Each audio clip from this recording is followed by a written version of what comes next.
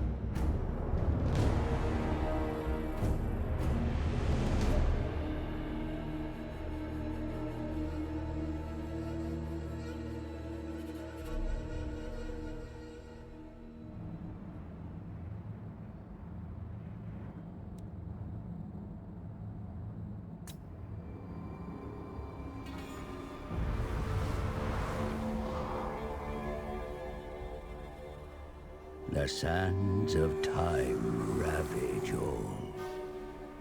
Mortals, monuments, even civilizations cannot stand against it. Their remnants lost beneath the dunes, awaiting discovery by the brave or foolish. What's that? I can hear something. Come here, quiet.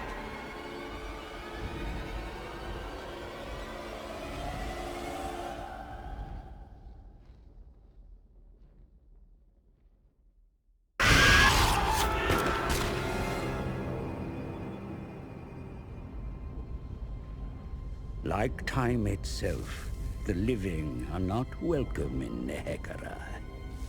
For this is the land of the dead, ruled by the Tomb Kings, where only the expired may serve.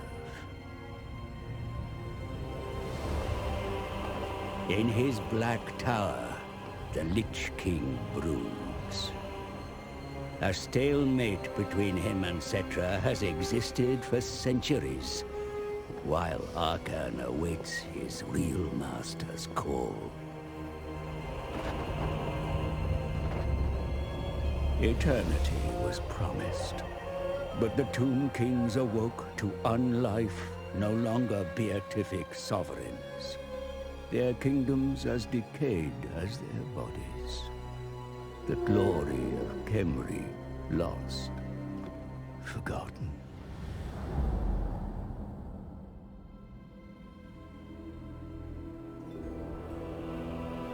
A comet, an omen.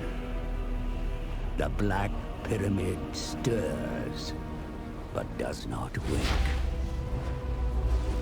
A vessel of untold power, awaiting a new master.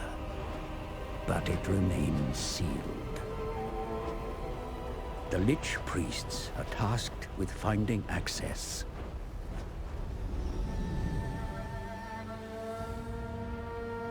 They venture deep into the catacombs, seeking clues. discovering an obelisk inscribed with hieroglyphs as old as the desert gods. The answer lies in the 9 books of Nagash, the original tomes of undead lore, authored by the arch-necromancer. Due to the turbulence of the vortex, not 9, but only 5 books and his master's staff are needed. Then the pyramid shall open.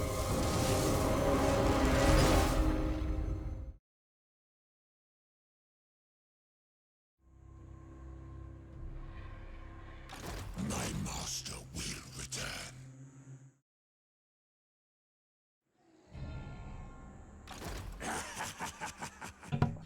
My lord, it's been a long time. It's been a long time coming. I've been waiting for this update for a pretty long time now.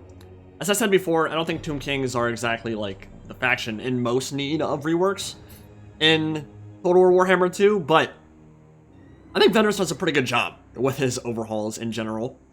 And today we'll be looking at the followers of Nagash. Now, I am using a start position mod. Welcome to the stream, everybody. Welcome, welcome. Thank you guys for joining me today. And I am using a star position mod that moved myself all the way from the western coast of Araby, at the Sorcerer's Islands, all the way over to Nagashizar, which on paper sounds a little bit OP, maybe a little bit broken, but the thing is, this settlement is actually hot trash until we get, I don't know, tier 5. It's really not very good until that point. We're not really supposed to be here. You're not really supposed to start in a settlement like this one. It's just not an ideal location because, one, you have to move for 3 turns to even get out of the region to start with.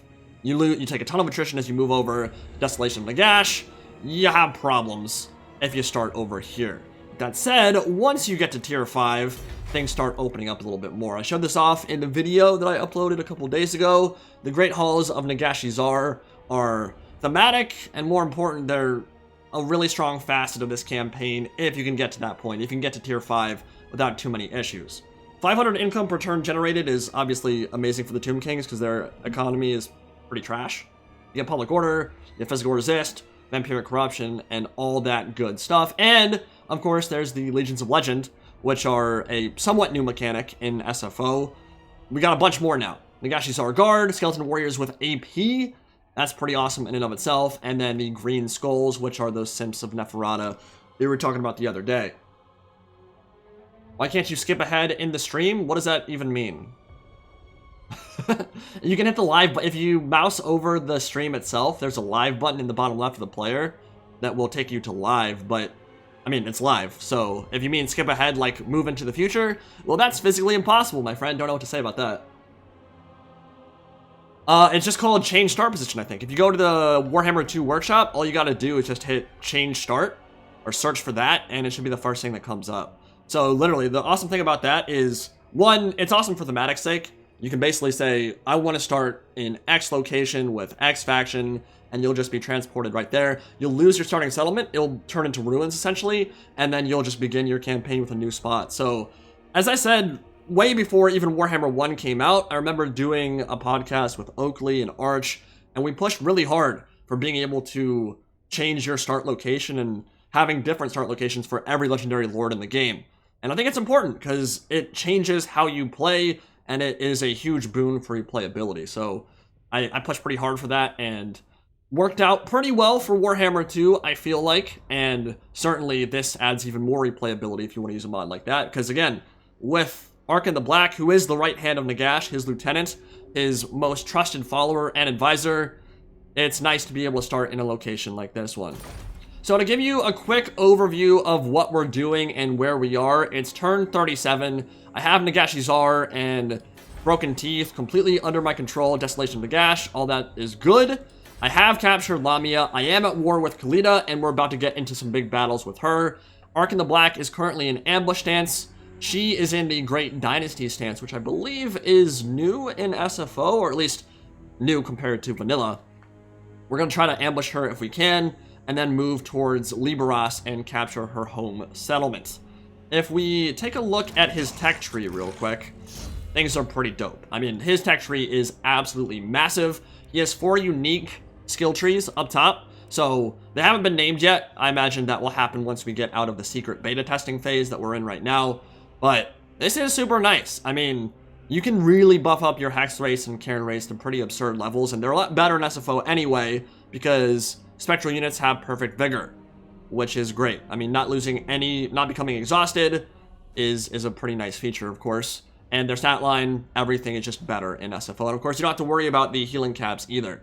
You can heal them almost infinitely, which is super nice. And by the way, Arkhan the Black also has Lore of Vampires, which makes sense. He does have one of the books of Nagash. He starts with it, which is important if you want to be casting Necromancy and using your Nahak. So we got Invocation of Nahak, Gaze of Nagash, and we'll be working towards Wind of Death and all that good stuff. More buffs to Direwolves and Fell Bats, Crypt Ghouls, and Crypt Horrors, which are way better in this mod compared to the base game, and we can actually take a look at that here.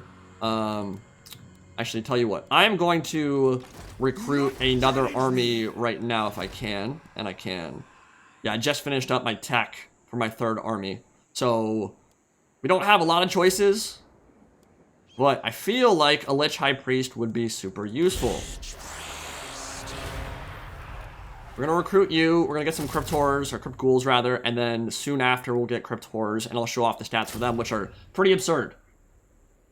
Got Agamuk in the chat. Dyke Lover, yeah, there we go. That's a nice name there. Julian, he's simping. Welcome, guys, welcome. Yeah, we got 350 people on stream right now. Those are rookie numbers. We'd like to buff those up. Yeah, I know it's been a while since I streamed last. I would like to be doing some more streaming. I'm actually going to talk about what's been going on with the channel recently pretty soon here, maybe tomorrow. I'll just give you guys a bit of an update on everything that's going on. We'll skip that today and just keep it to the gameplay, but if you guys have any questions about anything that's going on, whether it be gameplay, Warhammer related, Total War, or just whatever, feel free to shoot me a question or comment, and I will do my best to respond to it. We're going to keep this pretty low-key. Honestly, I'm going to talk about whatever I want to feel like talking about. But yeah, we're going to get that army going, and let's actually take a look at the Lich High Priest skill tree. So, of course, this is a new Lord type, a generic Lord type in SFO. I think we've seen it in Mixu's Lord mods before, and maybe a few others, but got ported over. And Route Marcher is number 1, and then I think we want to get that Casualty Replenishment up. But actually, no, you know what? Let's go Lore of Shadow first. The nice thing about Shadow, as opposed to the other lores you can pick from, and you can pick from 4 different lores. If you go for any of them, it'll block out the others. So I was actually wrong in my video. They're not dual casters. But the nice thing about Lore of Shadows is that we can get Penumbral Pendulum, like, literally right away. Which is great, compared to some of these others where you have to work pretty... You have to work pretty long to get to the Vortex stuff. Yeah, so like Fate of Buna and Purple Sun are gated behind the second part of this tree. Whereas with this, we can immediately just start doing pretty insane damage with our wind spells, which I like quite a bit. So we'll work on Lore of Shadows for him and get the Tomb Prince in his army as well. We do have a Necrotex sitting back in Nagashi Zara, and he'll just kind of be, he's helping with growth right now. That's all he's doing at the moment. I'm not too worried about it. This will be finished up very soon, the Ancient Burial Mound, which will allow us to recruit Crypt Horrors, and then we'll move this army down southwards and continue the war with Libera. So, I want to put you into ambush stance, I think, and I think it's 25% movement range is required.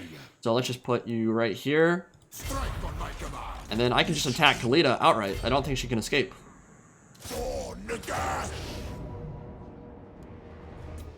Quick save in case of crashes. She has actually a pretty good army for turn 35 or so. That's 4 Tomb Guard. And they're pretty strong. 62 melee defense is no joke. They got bonus versus infantry here. Poison attacks, of course, because Khalida gives that faction-wide. Or at least army-wide. Yeah, just army-wide, I think. I swear to God, if that happens today, I'm going to be so pissed. My headset has been screwing up the last day or two. It'll just change the audio levels for absolutely no reason. Alright, so we're going to fight this battle right now. We've got a Casket of Souls, a Tomb Scorpion, which is fantastic. I think we're going to crush this battle, no problem whatsoever. And then we'll have Arkhan the Black do some casting as well. He does have Invocation of Nahak, which also heals constructs, which is super useful. So let's fight it. Panam Penjabru, agreed. Why no Ultra? I screwed up. Well, I didn't necessarily screw up. I just started the campaign on large and just didn't change it over. I probably should have changed it to Ultra, but... favors the infamous. Alright, Christ. Headphones, please. I just got a donation. 1 second here. Let me check it out. Jax, love the vids. First time catching live stream. Can't wait until you recruit Voltron. Is Voltron the Hyro Titan? Yeah, I think that's the play, dude. We're gonna form Voltron as soon as we can. I don't know when that's gonna happen. We'll try our best to get it quick. Yeah, if it was faction-wide poison, that would be pretty insane. Plan on doing some more 3v3s and 4v4s anytime soon. Keep up the good work, love the videos. Yes, I think sub-commanders and stuff will be a good choice relatively soon if we can do that. I think that'll be the plan. Work in some of those if we can. Listen, St. Pierre, we got a modder in the chat. Venerous, hello. Mod is looking great, by the way. It is indeed. This is a fun overhaul, for sure. I'm quite happy with what I've played so far. I've done some Khalida and Arkhan the Black, and both were quite a bit of fun. I'm glad, actually, you guys can't see the overlay where that headphone issue is showing up, so I think we'll just ignore it for the rest of the stream. As long as it doesn't, like, dumpster my audio, which I don't think it will. I have had some streaming issues the last couple times I've tried. For some reason, literally the last time I streamed, OBS came in and just completely cut out the audio from my desktop and my mic. For no reason whatsoever. I didn't update it, I didn't do anything to it, I just said, you know what, Indie Pride, screw you, I'm going home. And that was less than ideal. So I tried to do that Gears of War stream last week and it just didn't work. So I don't think, well, I know how to fix it now. And apparently you can fix it on the fly. You don't have to like restart the stream or anything, which is nice. But I just wasn't expecting anything like that, so that was a bit weird. What we're gonna do with the Tomb Scorpion, which is amazing in SFO Grimhammer, it has 30 bonus versus infantry, which is incredible. We're gonna have him duel Khalida, because I think she's probably still on foot. Won't have her chariot or necro serpent yet. So just duel the crap out of her, murder her with, that's gonna be 85 melee attack base. That'll be awesome. And then Spirit Leech her a couple times and she should die real quick. For my actual army comp, one thing that is important against any Tomb King's army is they will they'll summon the Ushabti in your back lines. You need something in the rear to defend against that. So we'll have some Skeleton Spearmen and maybe one unit of Skeleton Warriors in the back too. And other than that, because they have a stronger front line than me, and I want them to get blobbed up because of the Casket of Souls, I'm actually going to make this a bit of more compact formation. Get the Crypt Horrors or Crypt Ghouls out on the flanks, and then not quite blob, but close. We're gonna have you defend from there. These are the Whites of Stonewrath Tarn, by the way. This is a unique legendary unit that you start with for Arkhan the Black. They are straight from the end times, and they're pretty badass looking. Arkhan has, I think, 3 or 4 unique lords, or unique units, legendary units. The Glowing Ghouls, Nagashi's our guard, these guys, and I think there's another Crypt Ghoul unit that you can summon from another pyramid that I can't remember the name of right now. Alright, so we're gonna deal with you guys, Skeleton Archers in the rear, and I think this formation is looking relatively fine here. Relatively healthy. Again, we're gonna keep a relatively compact formation if we can, and basically just layer them out and force them into rather disadvantageous position. You come back, Casket of Souls in the center. Looks good to me. Alright. Fellbats aren't going to have a whole lot to do this game because I don't think they have any range units whatsoever. But I don't think that matters. Casket of Souls, of course, is the main factor here. Very important unit and incredibly strong in SFO as well. So let's take out the Nakar Warriors first. They actually deal a tremendous amount of damage, especially with their poison. So let's fire at them and tighten this up a little bit more. Yeah, I can play Ultra for sure. Now, I will say SFO does run worse for me than vanilla. Part of that is simply because it has more troops overall. So you'll often see battles with like 5,000 men on each side, which, I mean, even if you have a really good computer, that can dumpster your frame rates pretty hard, which isn't great. And I think there's just more effects and stuff going on screen at any given time. So I feel like in general, SFO runs a little bit worse than the base game for me. But, oh, look at that damage, man. 25 kills so far. Let's shoot right into the center of that formation there. And then the Tomb Scorpion, let's find Khalida. Okay, so Khalida is going to be stupid probably. Lords like to suicide themselves in Warhammer 2. They like to run right up the center, so Tomb Scorpion can beat up on her, no problem. And he's also got 100 armor, so I don't think he'll have any issue whatsoever being the brakes off her. But I do need to start shooting a Tomb Guard, which are probably the biggest issue. Let's just start shooting at them right now. 30 you out. Get the skeleton archers down on the side. Just make sure we keep a good formation here. And I think we can get our first Spirit Leech on High Queen Khalida too. So they do have a silver missile block chance, which means they're not the most efficient unit to shoot at, which means the Nakar Warriors are probably the go-to if I can shoot them. But for now, we'll go Tomb Guard Halberds. Yeah. Oh, a little bit of damage there. No problem. Let's get a little bit more reinforcements in the center. Yeah, shoot those Nakar Warriors for sure. And let's do this. And switch over to the heck. So this is what we want. They're getting blobbed up. That's good. Send the Fellbats over. She dying? She is. Okay, she's gonna die real quick, actually. Perfect. Send you in. And the archers. Keep killing those Nakar Warriors. Perfect. Okay. 30 you out a little bit more. Now, my front line is gonna buckle relatively quick.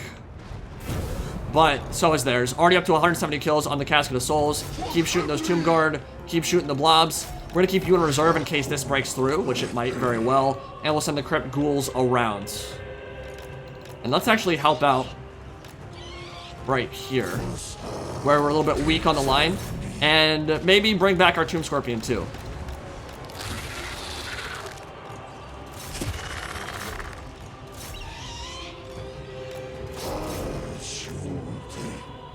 And yeah, we're starting to look a little bit weak on that side. We're gonna break the right flank pretty easy.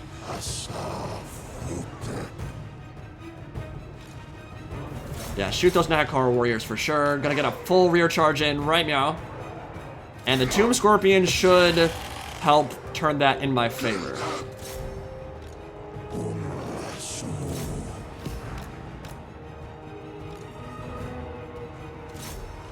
I don't know if you guys tried to get the 3080s when they went live the other day. But I did, and I must say it was a miserable experience. I was not too happy with it at all. I've actually heard a lot of bots grab them up immediately. I literally went to Best Buy, I went to a bunch of different websites, and they all immediately disappeared. Like they went from not on sale yet to gone in the span of about a second, which was incredibly frustrating. Was not a fan of that at all. But I think that's pretty much what everyone experienced. I want a 3080 bad, dude. For sure. Alright, here we go. The Ushabti summon is here. Let's Delta split.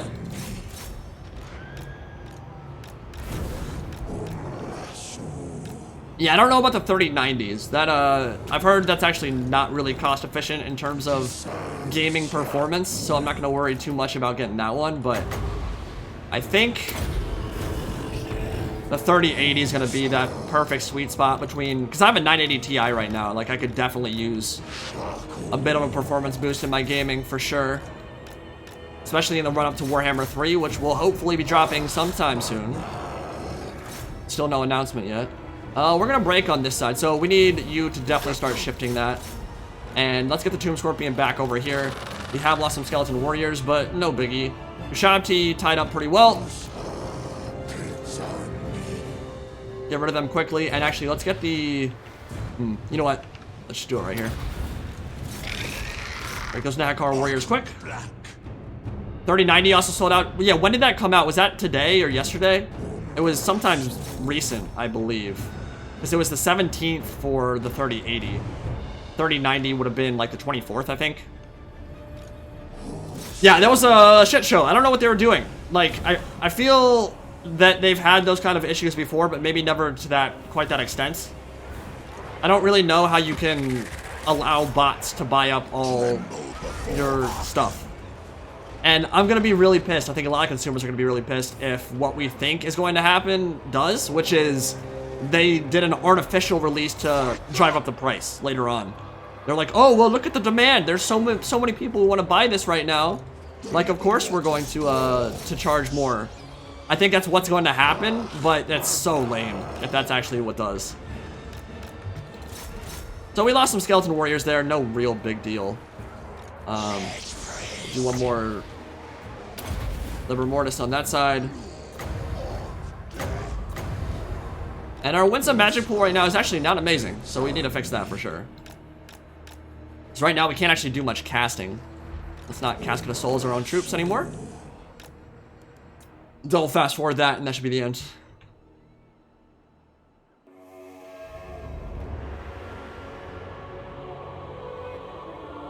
Is the new Xbox coming out? Like, this week? Same with the PlayStation as well? I didn't know that.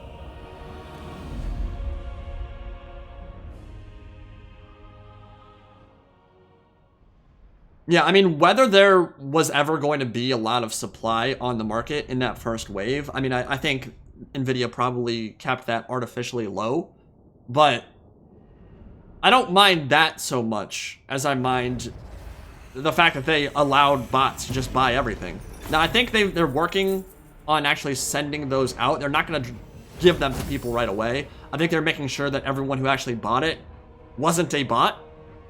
So from that standpoint, it's good, I guess, but it just seems maybe a little bit obvious that, like, just put a CAPTCHA or something on your website to prevent that kind of situation from occurring again.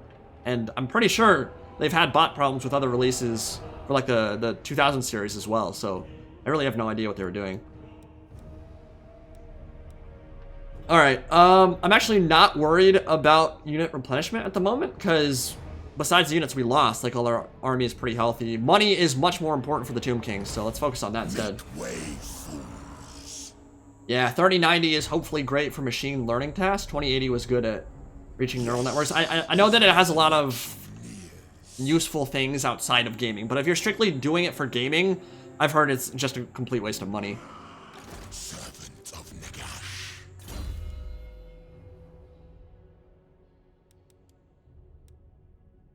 What do I want to do here? I feel like working towards Purple Sun Azirius would be incredibly useful. We do have the casualty replenishment all the way up now.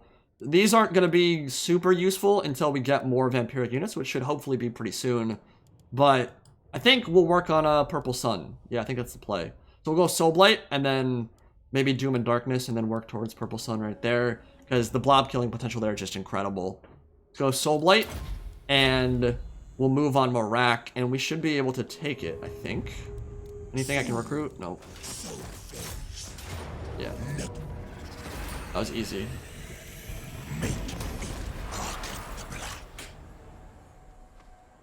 So yeah, thank you very much to Jack X for the $5. You are awesome, my dude. And what we're gonna do now, I think, is chill with this army right here, try to make them come out and get an ambush. They might want to move towards Lamia because it's not being garrisoned at the moment. Meanwhile, in Nagashizar, we will work towards this. And actually, we should show off the building tree, too. So, the only thing I'm worried about at the moment for my home provinces are the greenskins. And they're getting pretty wah over on the western side of my empire. They could underway over here and start messing me up. I'd obviously not like that too much. So I've done a little bit of diplomacy with them to hopefully make them not hate me too much. They're actually at war with Khalida as well. So hopefully me killing them will make the greenskins happier with me and not attack, because I really can't defend Desolation of Nagash particularly well once we move this army out. But what we can do is work towards these unique buildings. So yeah, starts out with the Grave Hill. Gives you a bunch of unit cap for Dire Wolves, Crypt Ghouls, all that good stuff, Vampiric Corruption. And then Ancient Burial Mound is next. Now, if you want to take a look at the Crypt Horrors and their stats, look at that. 42. Pin this, actually, if we can. I don't see a way to pin it.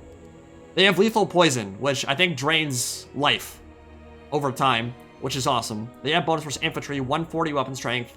Much better stat line than they have in vanilla. 60 armor, and physical resist, and regen to boot. So yeah, this unit will actually be a pretty important component of our expansion into other territories. Over here, I do need to level you up, so let's go... We're not really using him in an army. We don't have too many constructs, so let's just go specialist for now. Maybe get wound after that. Use him as a campaign map agent. And I think we'll save up for this unique building, which... Where is it? Right here. The Arkhan Ghost 1. That will be renamed soon, I'm sure. So, gives me more Vampiric Corruption, gives me 2 Cairn Race, and then work all the way up till Mortis Engines. So, this is new, obviously. Don't believe you can go Cairn Race and Mortis Engines in the base game. But, actually, one super cool thing that I don't think I've shown off yet, and I believe this just got added in the most recent version that went up today. The final tech for Arkhan, once you get all of these, the Heralds, is the final, I don't even know what it's called yet, but it's just called final. Once you unlock the Pyramid of Nagash, once you level it up all the way, look at those buffs, man. Unit cap, 100 for all vampiric units. Cooldown, minus 25% to Invocation of the Hack, and all that good stuff. Vampiric Corruption, map-wide, Lore of Vampires buffs, all of that. That is insane. Obviously, it'll be a long time before we get to that point, but that is going to be scrumptious if we can get there. That's the game plan, for sure. I got another donation. 1 second.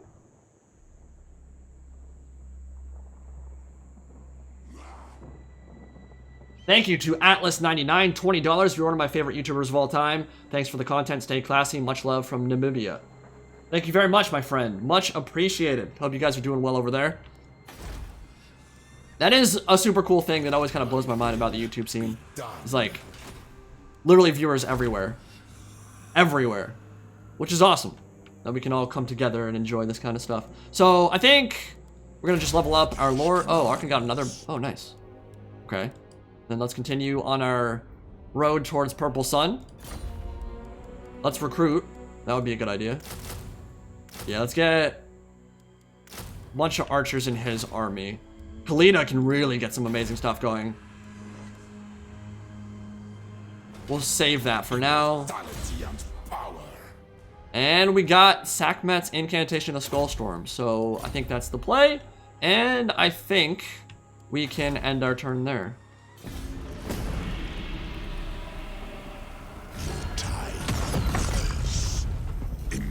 Fortune favors the infamous. Alright, Queek wants trade. And he's gonna pay me for it. Yeah, sure. Sure, buddy. Yeah, I've also gotten an alliance with my boy Queek. Which I think is important because I don't want to deal with him hurry-scurrying into my back lines and taking Marak and stuff from me. That'll be really annoying. So, that should be simple enough.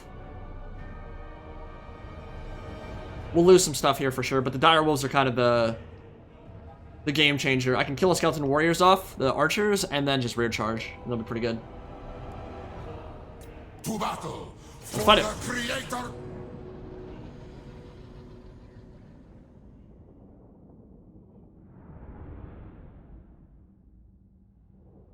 Arc Royal. I probably butchered that. I'm so sorry, my dude. $20. Always appreciate your amazing content. Keep the content rolling in.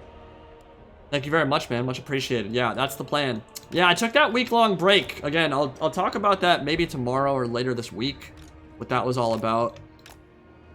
All I can say is, right now, guys, mental health is a really important facet of... I mean, it always is. It's not like a right now thing, but it's amplified because of the situation that everyone's going through at the moment. A lot of people have lost their jobs.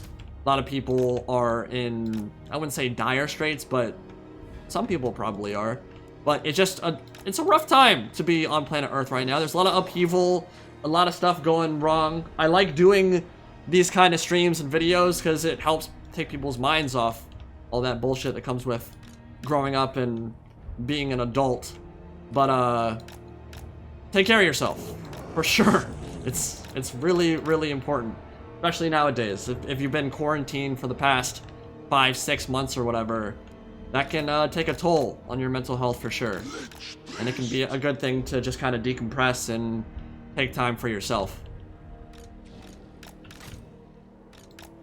Alright, so game plan is direwolves on each flank. We'll keep them in reserve for now. I'm not too worried about, like, maybe if we have space in the back, we can maybe Vanguard deploy them. It's actually not a terrible idea. Let's do that.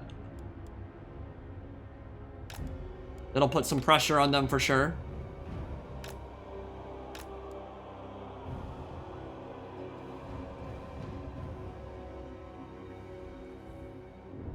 Can't stand Skaven. I feel you, dude. They are incredibly obnoxious. In both vanilla and in SFO. They love spamming Skaven slaves. Like Clan Eshin especially.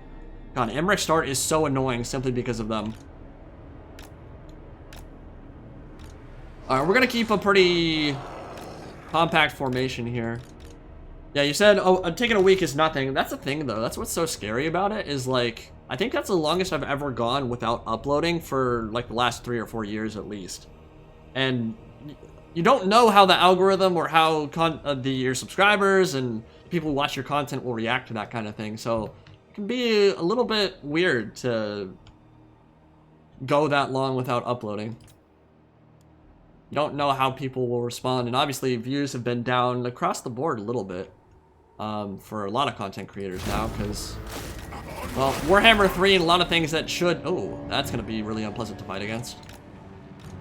A lot of those things that we feel like maybe should have been approaching haven't even been announced yet. Hopefully soon. Are there any differences between Tomb King's direwolves and Vampire Count's direwolves? No. I believe they are the exact same in... or for both factions. Now, obviously, SFO direwolves are a little bit different in general, but... what spell should I be casting here? I don't know. I need to put... Wow, look at that. Forward. Bring my chariot. This is actually not a very good army. So I do need to be careful here. Just with those archers, he could mess me up. But we pulled these guys away from the main line.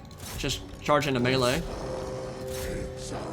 I'm gonna focus, because this is... I wouldn't say it's an incredibly important battle, but I'd like to do well here. Just make sure that we're not, yeah, we're gonna force those archers backwards and then into the waiting jaws of our direwolves. And then we're gonna roll our flank back, protect against flanking.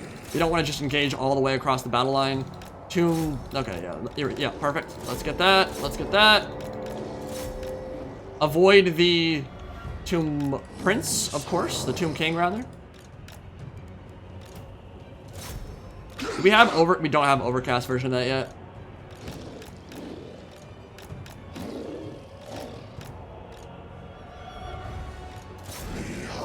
Alright, we'll flank you out wide. Out. And yeah, we gotta make sure that we do not blob up.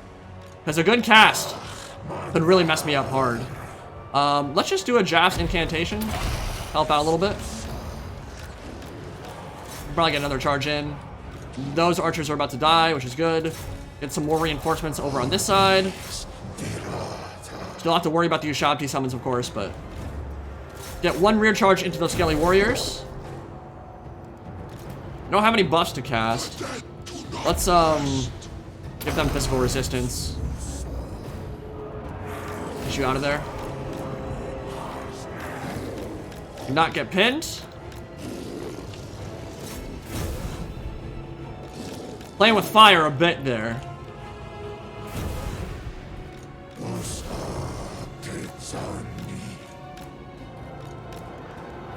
The direwolves are doing fantastic for me right now, but this is gonna be... Let's see if we can scoot through there. Actually, you know what? Maybe safer just run through our own lines. Finish those off.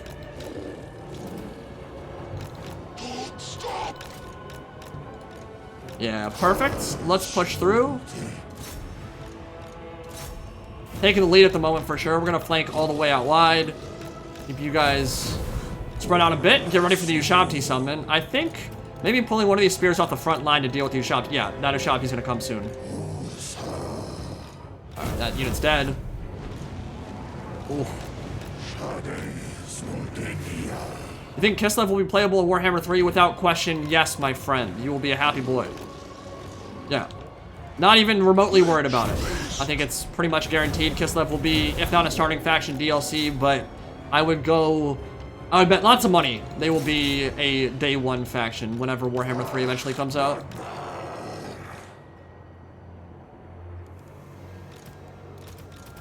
Okay, more Jaffs.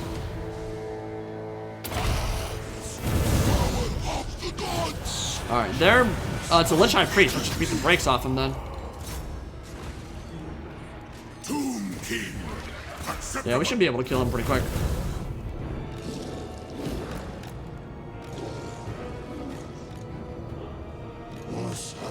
Alright, we're gonna flank with you guys because I don't need you in the back lines anymore. We'll just keep 2 units in reserve. Do 1 motorcycle charge into the back of the spears. And things are definitely shifting in my favor. We'll probably lose about 4 or 5 skeleton spearmen here, but not too much of a problem. Nice thing about Tomb King's recruitment, man. Alright, who needs help? You guys, maybe.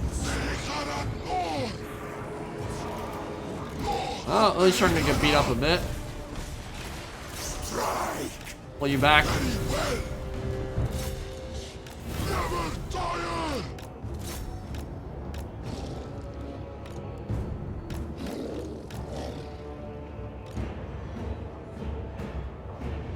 And let's clear out all the chaff that's around the Lich High Priest, because once he's dead, the rest of this army should start crumbling pretty quick.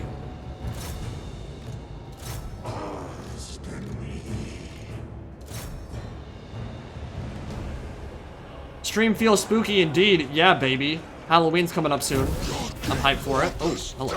Can you not do that? Thanks. Let's give him Jaffs, because that actually gives bonus versus infantry in SFO and more base weapon damage, so he should absolutely trash him now. Perfection. Okay. Dire Wolf's looking good. And the heal. Dude, the heal, that map-wide heal from Realm of, or Lore of Nakara, incredibly good. Look at that. Healed my Dire Wolves all the way up to full.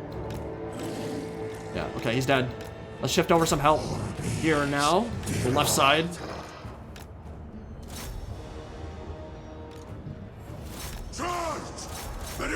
Yeah, we're gonna lose that unit. Not a whole lot I can do about it.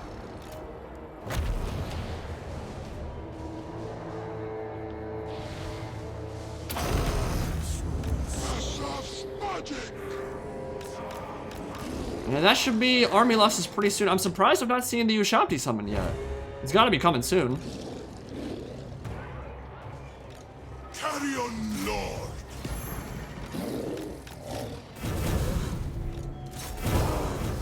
Well, we got our own. Just plop it right in the middle of them. And then I think we can fast forward this.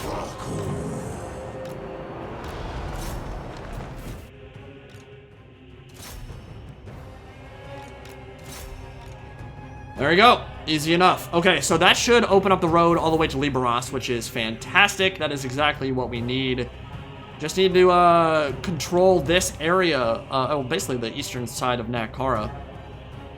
Once we have that under control, we'll have to worry about Lizardmen, which I am actually scared about. Krotkar and Teotihuacan, I think, is the other sub-faction down to the south. They're not so easy for the Tomb Kings to deal with in the early game, so we'll see how that goes. I hear a lot of people talking about Kislev and so on. Don't you yourself look forward to Ogre Kingdoms? It's like people forget about them. Dude, I don't think anyone's forgetting about Ogre Kingdoms.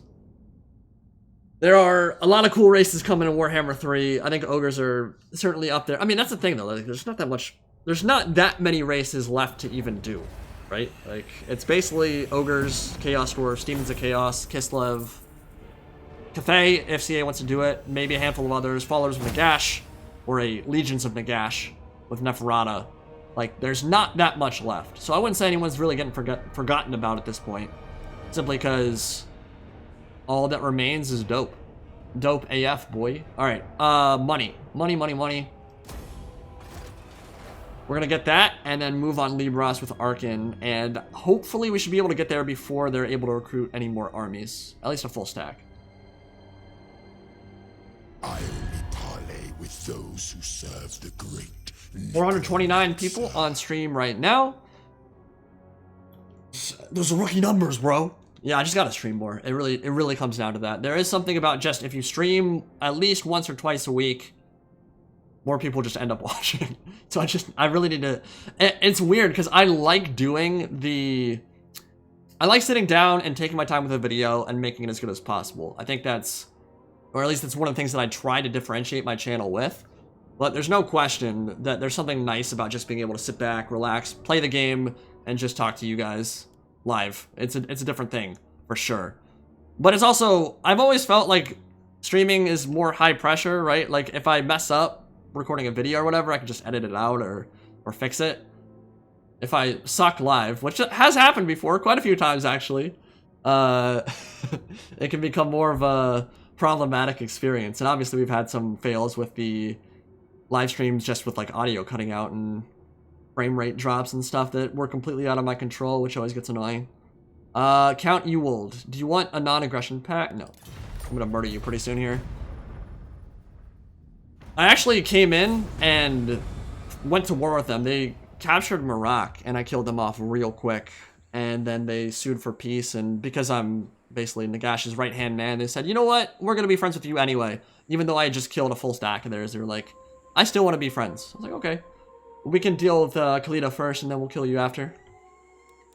Alright, so I gotta move a character to Black Tower of Arkhan. I don't know if that's gonna happen anytime soon. Let me take a look, actually, at his skill tree and see... Yeah, it's pretty damn good. Actually, really good. So, the biggest issue I have with my tech tree right now, I don't know if you guys have already noticed, but... I mean, look at this. It's like it was 30 turns to recruit or finish up these... research things, which is a little bit ridiculous, and it's because you get massive research rate penalties when you recruit a new dynasty. So I need to lower that in any way possible, and one of the best ways actually is with this stance, the Great Dynasty stance. So I think this stacks. So if you have 3 armies, essentially you put them all in Great Dynasty stance, and I think you lower the research rate by 75%. I could be wrong. I haven't actually tried it yet. Either way, like 25% is a big deal when you're talking about 30 turns. So we'll work on doing that pretty soon here if we can. Liberos is level 3, which means I don't know that I can actually attack this army or this settlement yet. Certainly I can with Arkhan the Black. I might have forgotten to... Yeah, you think I forgot to use global recruit. Did I? I probably did. Doesn't matter. Back here, we can make our crypt horrors. So we'll make 2 of those. We'll finish making this stack as well. We will use global recruitment. And then we're going to move this army down to the eastern coast. And once we have all this under control, there's a Book of Nagash army down here. You can see it right there. I'm going to take that. And then I think we'll turn our attention to maybe Malice Darkblade. I don't know yet if Dragonfang Mount and the Dragon Isles are the right kind of terrain for us to capture, but we'll take a look at that when we get the chance. For now, though, we are swimming in the money, and I think the game plan is make a Cairn Wraith building. We have growth building in most of our settlements, which is good. There is a new section of the tree. I might as well show it here. The building tree. Take a look at these. I don't remember what these buildings were called. Like the name in the update for them is, but these are all new. So I think the Fated Pyramidion is the basic entrant into like the rest of the buildings. I think you need this if you want everything else. Yeah. Yeah, you do. So these actually cost canopic jars, which is interesting. The first building doesn't, this just costs money. And it does debuff your own troops, lowers armor and leadership. But these can stack a lot. And I think what you're supposed to do is, in your home provinces, build up your recruitment centers and build the normal buildings, whatever. But once you start expanding outside of that, you want to start building these. And they'll stack up and really get your economy rolling. So once you build this, some others open up, so these are really nice. I mean, the burial pits, they increase unit cap for everything in your faction, which is great. Literally everything, it looks like. Yeah, wow. Those are super good. But yeah, they cost 1 canopic jar per turn, which is interesting. Obviously, your heroes and your lords generate canopic jars themselves, so that shouldn't be too much of an issue, but Yeah, there's some cool buildings here, and like 200 income for a Tomb King's building is actually super good. Growth plus 30. Yeah, all of these require this building, so I don't think you want to build these in your home provinces. You want to build them in once you already have your recruitment centers built up. Okay.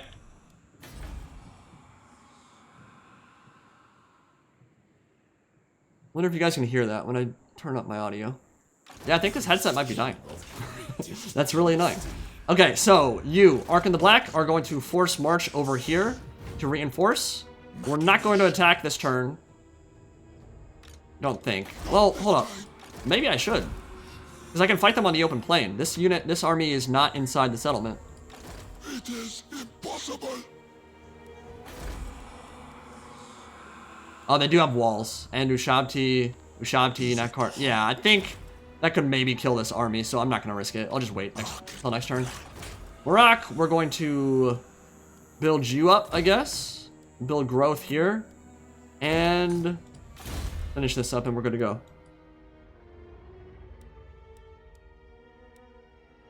Yeah, that gives me AoE physical resist, so that's super good. Is Kings and Raiders live? No, I think it's in beta right now. I'm using a secret version that only super cool kids like me get to use.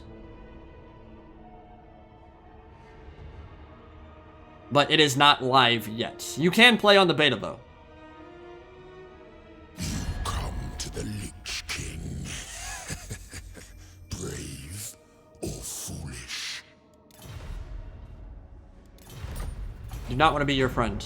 I'm going to crush you and throw you into the wind. Yeah, dude, greenskins are unbelievably scary, man. Look at that. Look at that. Holy balls, man. Already. Why is that happening?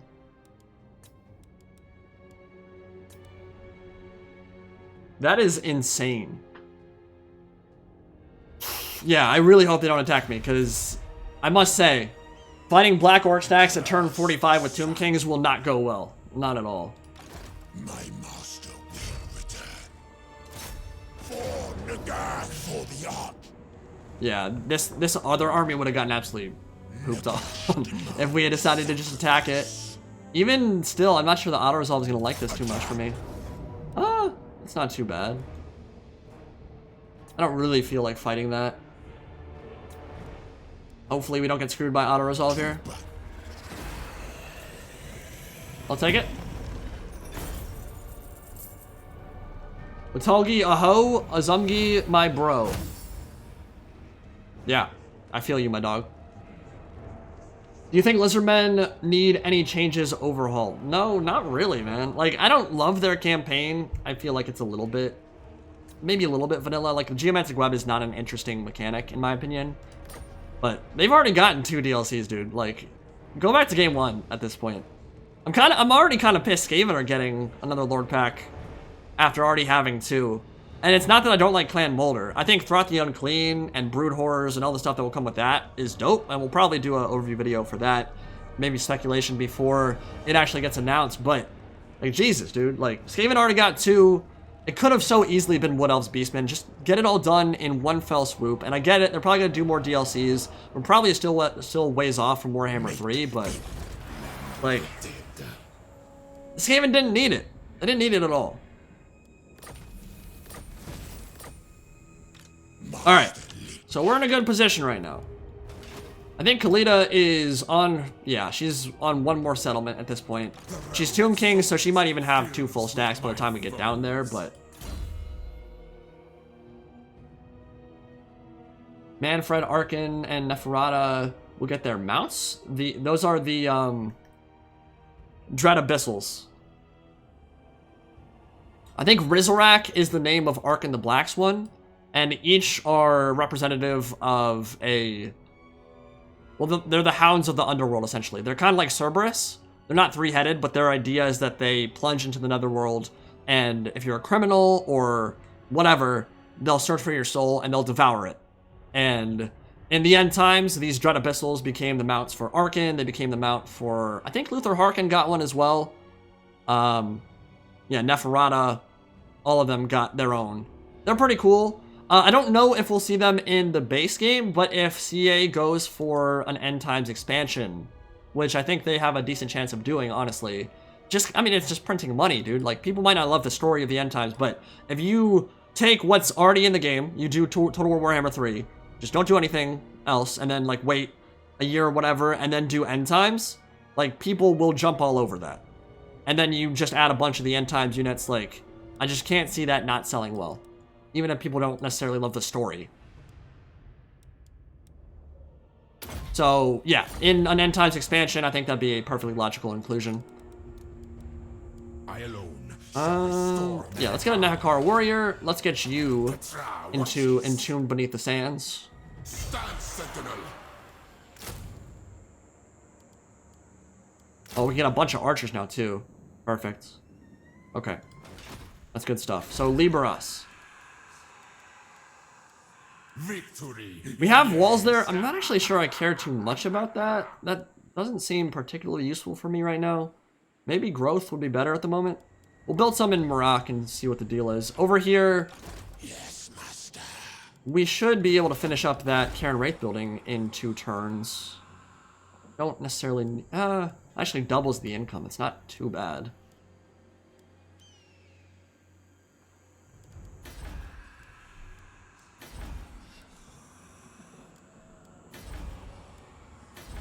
I think we'll keep the walls in there for now just because it's on the front lines. I'm not going to work towards Screaming Skull Catapult, so I'm not sure that's important. It doesn't increase my public order either. I don't know that that's important either. Okay, we have a commandment. Let's go growth. Ooh, plus 40 growth. That is super good. Eternally loyal. Ooh, these just opened up. These are nice. Okay, I think some of these are new as well. So this is my Lich Priest.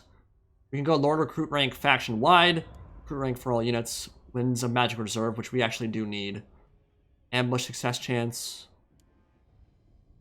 Ooh, these are cool. Okay, so the skill of Patra gives us, I imagine, something similar to what Cetra has. AoE wave clear against Skelly Boys. And then Usirian gives us a summon of Skeleton Warriors. Neither of those sound amazing, to be honest. I think... Ooh, research rate. Let's go this for now.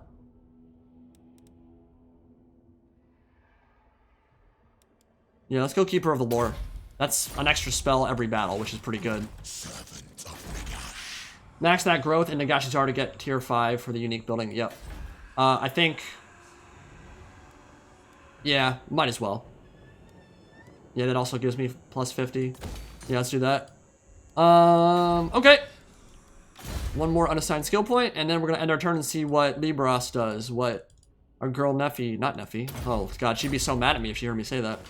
She'd be so mad. I doubt his attentions. Which lord is this? Okay. They need to prove themselves. Let's go. Hell, I wouldn't mind getting Lightning Strike, and Canopic Jar Hoarder is good. Let's just do that. We don't have that much good stuff to pick from right now.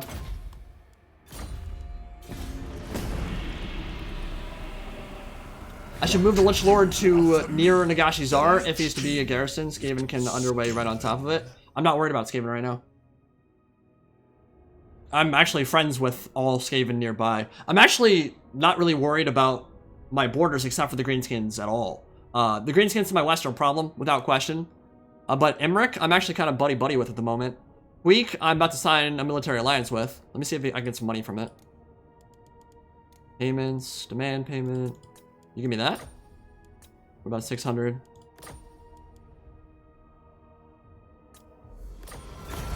Yeah, I'm fine. I'm fine to be friends with Queek, dude. I don't like fighting Skaven slave stacks. It's very annoying.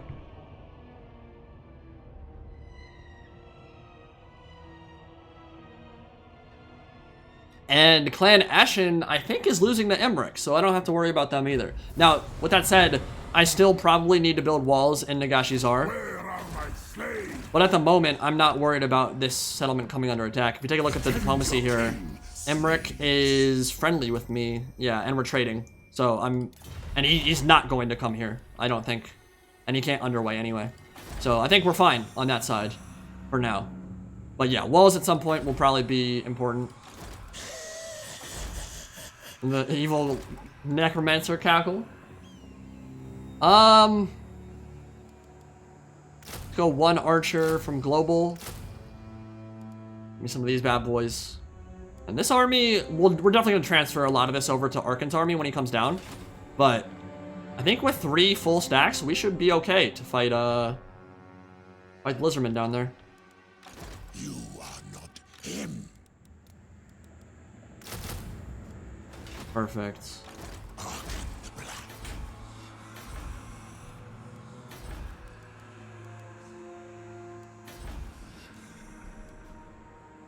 So game plan next. Move on Doomglade. We're going to finish up the recruitment here and then 2-stack it all the way down. And I think I might be able to get another Casket of Souls for my 2nd stack here pretty soon too. No. Why? I'm not giving you military access, my dude. You have no reason to be walking through Nagash's aura anyway. Oh yeah, you want to be friends now, Khalida?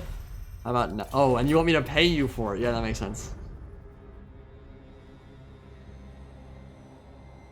Hey Indy, if you were in total war like the world.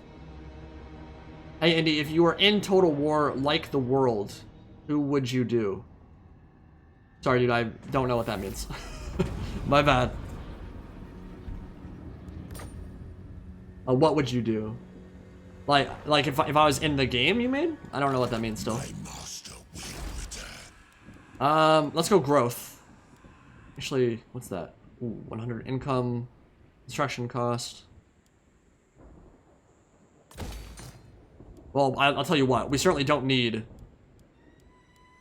this many. Well, I don't even think we need both. We can actually just delete these. Getting a bunch of Tomb Guard would actually be pretty good, so maybe it's not a horrible idea. But for now, I think we'll delete that one and just make something else. Maybe a growth building. We'll keep 2 of them just because we can keep the caps going up, which is nice. Yeah, and more archers. Like, archers are by far, and I'm sure you guys know this, are by far the best Tomb King's infantry in the early game. They're like the only thing that hits above their weight class. Okay, we're ready to move on Doomglade, I think. Move to the edge, get a look at what's going on. Arkhan the Black. Keep moving. Make way. Drive onwards. Who would I bang? Oh, who would you do? I get it. What, no, he said, what would you do? I don't, dude, who the hell knows? I have no idea. I'll let him tell us what he meant. I really don't. Desolation of Nagash. We're good. This Cairn Wraith building is about to finish up, which means, ooh, that'll be a sexy, oh, it already is finished. Hell yeah. That's gonna be a sick, sick army. Take a look at these stats, by the way, if you've not seen them before. 61 weapon strength with AP, 45, 35. 7,000 HP, and like infinite healing cap. So Invocation and Hex are going to be super useful on them. Yeah, they're going to be a problem for my enemies. I can't wait to use them, and X-Rays.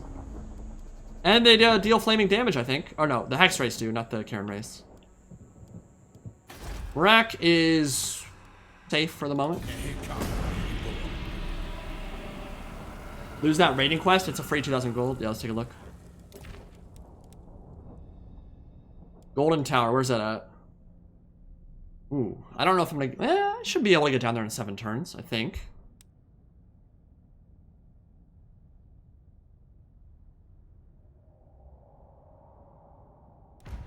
Heaven in my image. Yeah, there's a lot of ways to make income with the Tomb Kings, actually. Like, they have a ton of buildings that actually generate money now, which is nice in its own way. Ooh. That's gonna finish up soon. What do we build here? I think we just go growth. I would like to have Lamia and Libras level up for sure. I think some more growth buildings there is good. We're starting to make some good money, especially because we're doing all these battles too. I am not going to upgrade to a mausoleum here. I'm just gonna wait until we get this to tier 4. And honestly, I think using that growth for Desolation of Nagash isn't that important anyway. Like, the reason you would do it, right, is because it improves your growth and it makes you get to tier 5 quote-unquote faster, but in this case, it actually doesn't, because it only improves the growth from 15 to 20, which is plus 5. Like, I'd rather just have Nagashi Czar maxed out immediately, and the fastest way to do that is just fully invest in getting it to tier 5 and not worry about Desolation of Nagash at all. If I lose it, whatever. Hopefully we will not be at war with the Greenskins, so it won't be a problem anyway, but... It's you, Skeleton Warriors, and... Alright, let's attack Doomglade. Oh, wow, I can literally just auto-resolve that. For the Arch Necromancer, Nagash demands sacrifice. Yeah, I've learned my lesson from that Altharion Mortal Empires stream, which, I mean, that was day one, right? Like, I had no experience with it, so I'm playing very hard, so not the easiest thing in the world. But I had played that campaign twice, and on the first try, it was great, had no problems whatsoever. Second try, which you guys saw on stream, was when Grom absolutely went out of control, snowballed out of control, and murdered me. And I had that battle where I think the balance board was something like this, but it was a 1v1, one stack versus one stack. But Grom had a full stack of chariots, Sotling pump wagons, which don't show up well on the auto-resolve bar, but can crush you when microed by the AI if they have a full stack of them. And we did get pooped on, which sucked. So now, when I get something like that, balance bar is that nice, I'm just gonna auto-resolve it. Like, it'll be better than actually playing it. Especially when you're on the harder difficulties where AI gets melee bonuses.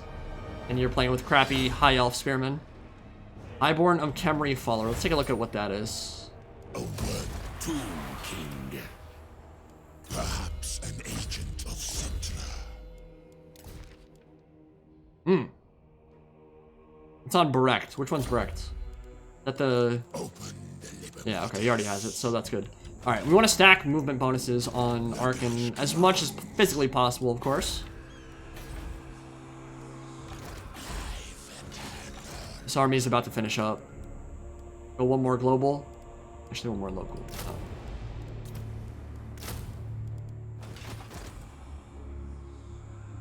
Okay.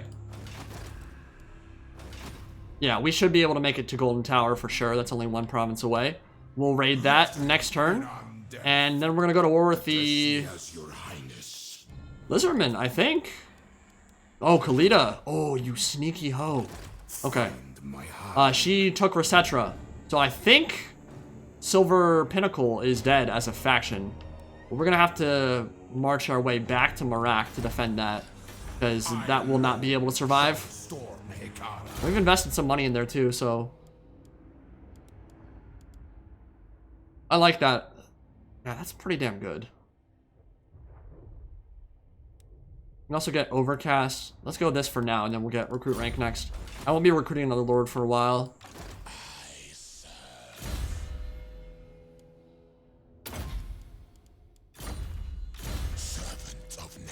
Alright, Arkhan. How you feeling, buddy? Evasion, then Purple Sun. Perfect.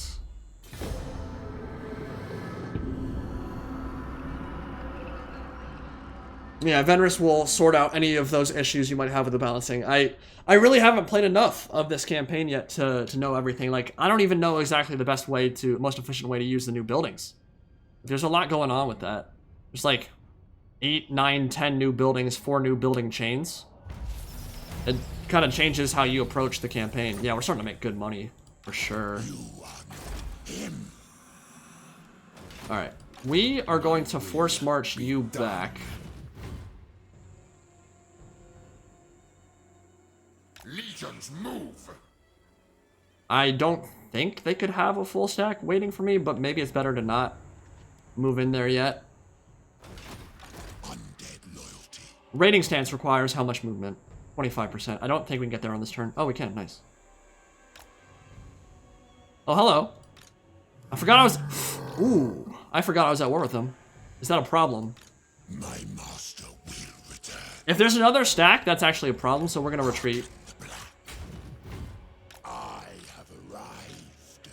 Actually, we should probably just deal with the Lizardmen first. I will say, full stacks of Saurus this early, an issue. No question about it. 47, 32. Look at that compared to my own Skeleton Warriors. 2739. Like, they'll run over my stuff. Now, the Tomb Scorpion's great versus them. Casket of Souls, great versus them. White Stone Rat Tar will be fine, but the infantry will get punished pretty bad. So, I gotta be a little bit wary around that. Level that up, get a bit more income going.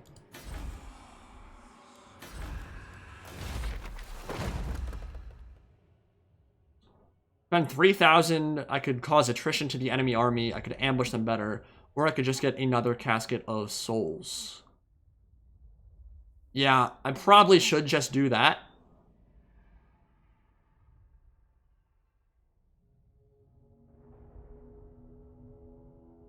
Yeah, I think we want to do this, because we want to get another Casket of Souls in my second stack. That's probably worth it.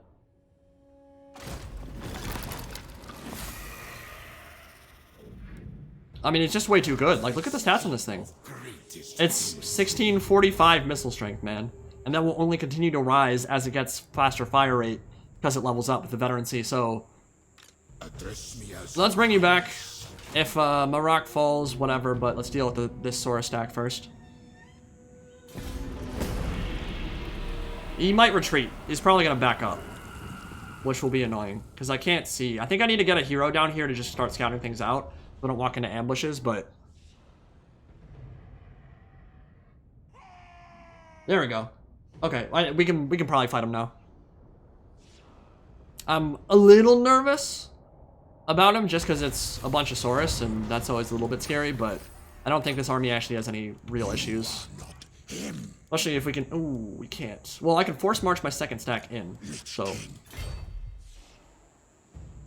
Servant of Nagash. This is forbidden. I deign to move. All shall fear. We are gonna fight this for sure. Yeah, this isn't gonna be a problem. Harvest their souls for my rights. Any tips on how to fight Lizardmen as Bretonia in multiplayer or campaign? I imagine you're talking about multiplayer. And it's a really hard matchup for Bretonia, not gonna lie. So the issue they have is that Temple Guard, Dreadsaurians, and even the Ancient Stegodons in general, are a big problem. So the weird thing about Stegodons is that they're bonus versus infantry in vanilla, but they're actually super good against cavalry. They just have high mass, terror, they hit super hard, they have great attack animations, and they will wreck your cav. So the issue you run into is that a Lizardman player can kind of get really defensive and kind of box up, and you've seen it before in a couple of my replays. There's a Temple Guard core, where you get 3 Temple Guard, Star Chamber Guardians who have magical attacks, they bypass physical resistance of the Grail Guardians and Grail Knights, and they just kind of turtle up. And with a Dreadsaurian or an Ancient Stegodon, in the center of that, the Thunderous one, whatever you want to go for, that makes it really difficult to punch through because your cav has to fight Temple Guard. So the way you beat it is Questing Knights are kind of the core. They're the armor-piercing element that you need to cycle charge Temple Guard and kill them off. Lewin can be a good choice in that matchup because he can goon out Stegodons and actually win some of those 1v1 duels, but it is super dangerous for the Bretonians, no question about it. And you can actually go for some trebuchets as well, like 2 or 3 trebuchets, and kind of break open the box a little bit more effectively. And you're typically not going to see a lot of mobility out of Lizardmen in that matchup because they don't want to try to match you 1-for-1. They want to force you into this like death ball, this Death Star. So they're not going to go for a lot of cav, they're not going to go for a lot of flanker plays, so you can not worry too much about your own artillery. But I'd say that's one of the harder matchups in this game, alongside like Beastmen, Lizardmen, and maybe a few others. Like I personally feel like that's a very hard matchup for Bretonia.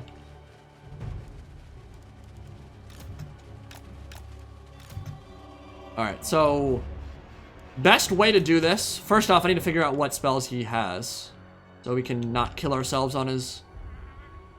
Alright, Soul Quench, which actually is an issue for Arkhan and the... ooh. Alright. We're gonna need to body block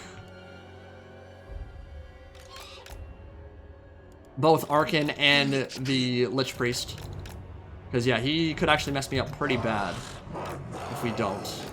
We're going to keep a solid core here in the center. We're going to put Arkhan and the Lich Priest nearby. We get one more Skeleton Warrior on the front lines. Maybe the Nagash Warrior. We will definitely lose a lot of infantry in this battle. There's not a whole lot I can do to avoid that. Casket of Souls is the key as per usual. So we'll sit back. Tomb Scorpion in the center. Gotta worry about the skinks flanking out wide. So we'll have some Crypt Ghouls out there. Put you back.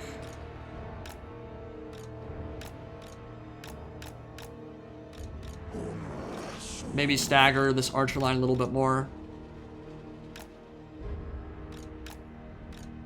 Just present a united front here. Okay. That formation looks alright. We're going to be getting reinforcements from this side, so we should probably just set up over there. And in range of Saurus. Saurus need to die first.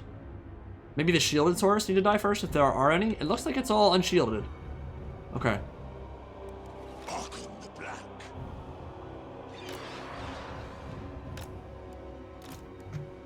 A little bit too blobbed up for my liking.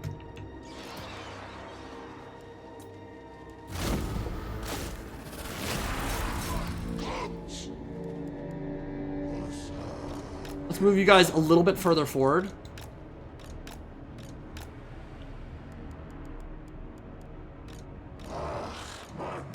The Fellbats in their own control group. Yeah, that should be fine. Got just a lot of infantry, man.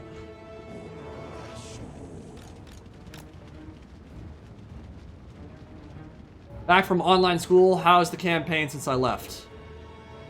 Dude, that's got to be one of the worst things about what's going on right now. Like, if you were going to college for the first time, and you were, like, I don't know, going to an actual campus and moving away from the parents for the first time and wanting to hang out for your friends. Like, if you're a freshman, this situation really sucks, because you're not even getting, like, the full college experience. Which is pretty unfortunate. But, it's going well so far, my dude. The campaign's going well. We're moving into Teotihuacan now, so we're at war with the Lizardmen. And we're going to deal with them, and then I think Krokar after that, if he's still around, which I imagine he is. I don't know what you're doing. Yeah, keep shooting the Saurus. Tighten this up a little bit. The archer's in a good spot. Let's focus fire on the... Well, if you're going to just sit there, I'll just shoot you. I'm actually okay with that fight. The archer's up. Start shooting. Jadtron with the 5 pounds, I think. Or euro. Hey buddy, hope you're doing good in these hard times. Shout out to the end times, indeed. Everyone's favorite story. It's the best. Let's hold that for now. Let's use some of our spells. What do you guys think?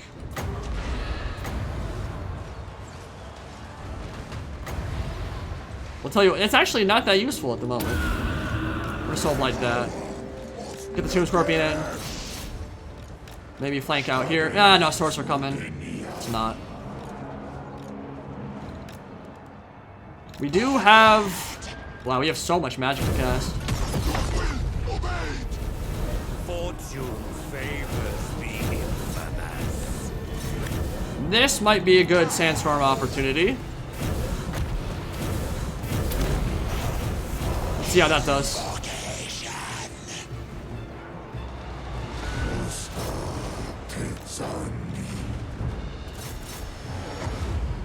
Oh no, you're netting my non-moving troops. Okay, we're getting good focus fire on this blob. Oh, the Skullstorm got some good kills there for sure. He just tried to Shem's Burning Gaze me.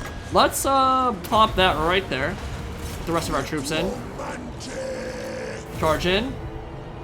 Thank you for the donation, my friend. Much appreciated. Let's get the Dire Wolves around the flank. Fellbats in from behind. Yeah, see, this is where that FPS can start dropping. We got 5,000 troops on the field. Performance, not amazing. God, I wish Total War was just better optimized in general. Man, like, you can have like a top tier system and still get FPS drops in battles this big. It's frustrating. Don't believe we're losing anything important here. Maybe shouldn't be fighting spearmen though. That rear charge. Maybe spirit leech. You?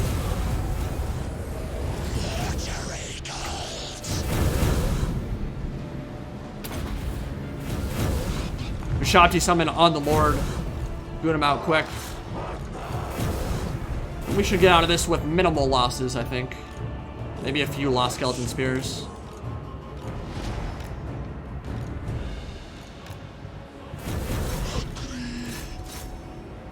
Let's not lose our Nagash warriors if we can avoid it. Let's heal them up.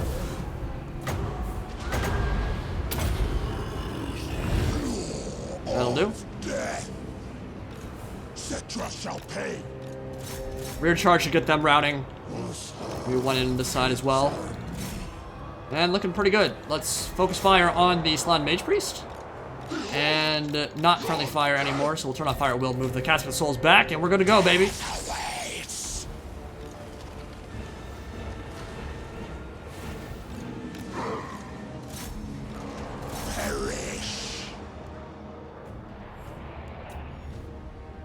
GG, well played. That should open the door to Teotihuacan and moving southwards into, well, I guess the bottom part of the Southlands.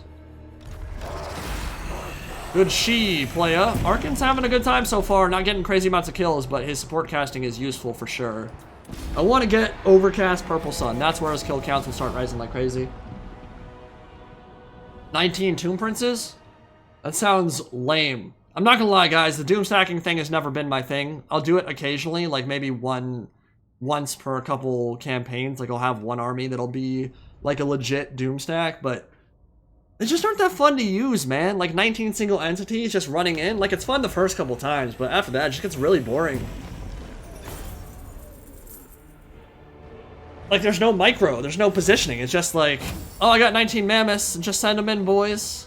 It's fun to watch the fireworks display that comes with it, but I don't know, like the Bray Shaman thing, for example, where you can lower the leadership of enemy armies so they go to 0. Like, it's a really cool exploit, right? It's a cool thing to stack up and figure out the first time, but actually doing it in a playthrough just doesn't sound that fun to me. Like, I play Warhammer and Total War for the battles. If the battles are over before they start, it kind of defeats the purpose.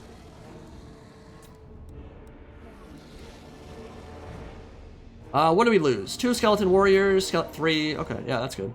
Take that money for sure. Find my harem. What are my specs? I'm rolling a 980 Ti right now. The graphics card is a little bit outdated at this point. It's still good, but Victory. I could use an upgrade, which is why I was trying to get a 3080, and that did not work at all. That was a big old fail. But, my processor is an i9 9900KF, which Intel gave me as part of the Three Kingdoms Dynasty pack thing that they gave for content creators before the release of that game, which was dope. Never gonna complain about getting free stuff. So yeah, free processor, a really nice one, is a big reason why this is still running decent even with like 5,000 troops on the field. Because Total War is pretty CPU bound actually. My master will return. I can't actually kill him this turn, can I? Magic mine. Follow me. Move you up just to make sure we don't get attacked by some random stack coming out of nowhere. But yeah, it's 9900KF, i9, super great processor, especially for rendering. God, renders are so fast. Trying to think what else. It's just a regular, like, cooler. Nothing special on top of that. I have 16 gigabytes RAM, or maybe 32 now. Got a new motherboard. The biggest thing that I hate about building new computers is every time a new processor comes out, they have a new socket, so you have to buy a new motherboard as well. Which, I don't know if that's a racket where they purposely do that to make you buy more stuff, and it's kind of like their whole business plan, but it gets super annoying if you're trying to build computers a lot. I doubt his attentions. Tomb Prince. Is he still not in the army? He is in the army, okay. Keep him at arm's reach. Training is not that good. What do I... Ooh. I've actually not looked at the skill tree at all. That ain't bad, player. Got almost 500 people on stream now. Welcome to the stream, my friends. Thank you for joining me on this auspicious day. Almost October now.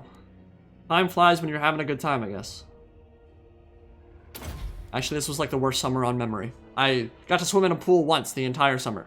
It didn't feel like summer at all, man. I sat at home all day. It was great. Training is bad. Man, what do I even do with you? I guess we work on just the melee tree. I'm not too worried about you at all, to be honest. Alright, Desolation Nagash is happy. Let's move you out into the open plain now.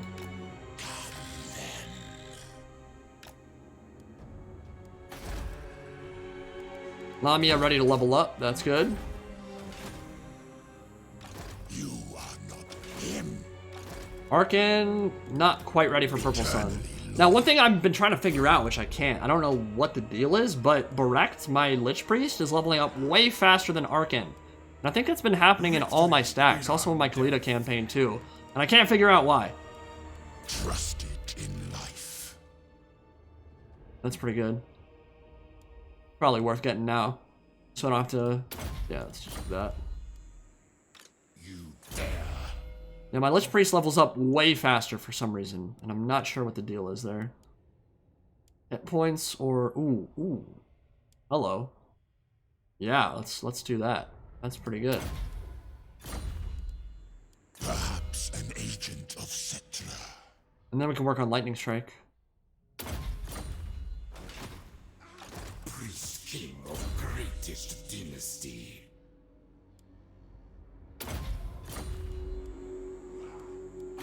Not much to build at the moment.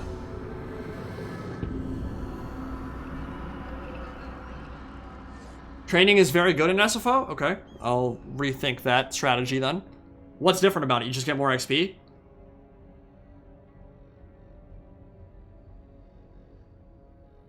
Yeah, at the moment that's the idea. At the moment I have, and it's only because I have no damage spells really besides Spirit Leech with Arkhan. So at the moment I've been casting Skullstorm on the blobs, the vortexes, and I've been casting Invocation of the Heck and Soulblight with Arkhan. But honestly, like, at the moment, having 2 casters in one army is really a huge drain on my Winds of Magic. It's been hard to actually utilize it to the fullest capacity, so we might have to rethink that. Or just invest in more Winds of Magic, which I guess when he gets Arcane Conduit and stuff, that'll go up way more.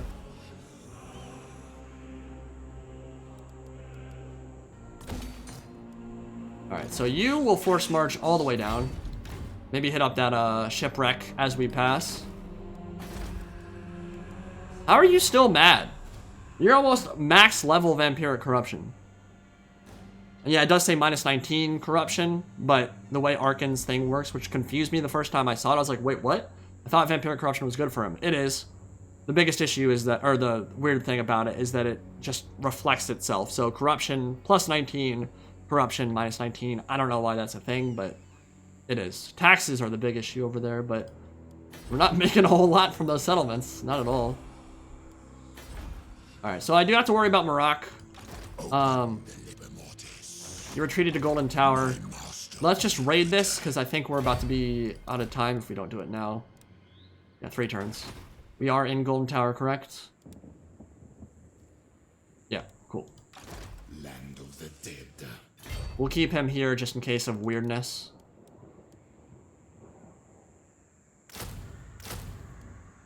Skeleton Warriors do have bonus versus infantry in SFO, so they are a little bit better at the start. But still not amazing. And I think you actually might need to just go to Iraq. That's probably the play.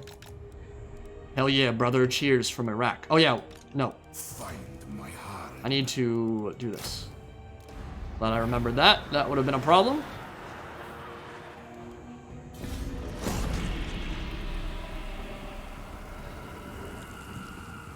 Wait, what? Why did he move? That was weird. I guess we'll fix that next turn. Oh, hello, Nakai! Or not Nakai, that's an Ancient Kraxagor. Another full stack coming in. Damn, son. Where'd you find this? So, if I get caught out in raiding stance, what happens? Oh, vigor, winded. That's not really ideal. What's your movement range? Okay, then we'll just move right here. Dance macabre. The king moves. Do I ambush? Petra watches. That's not a bad idea. We'll just ambush right in front, leave Arkhan as bait. This is in Golden Tower still, correct? Yep, perfect. Okay, so Marak is going to fall. We'll drop this because we're going to lose it if we don't. Ever living. Arise and move.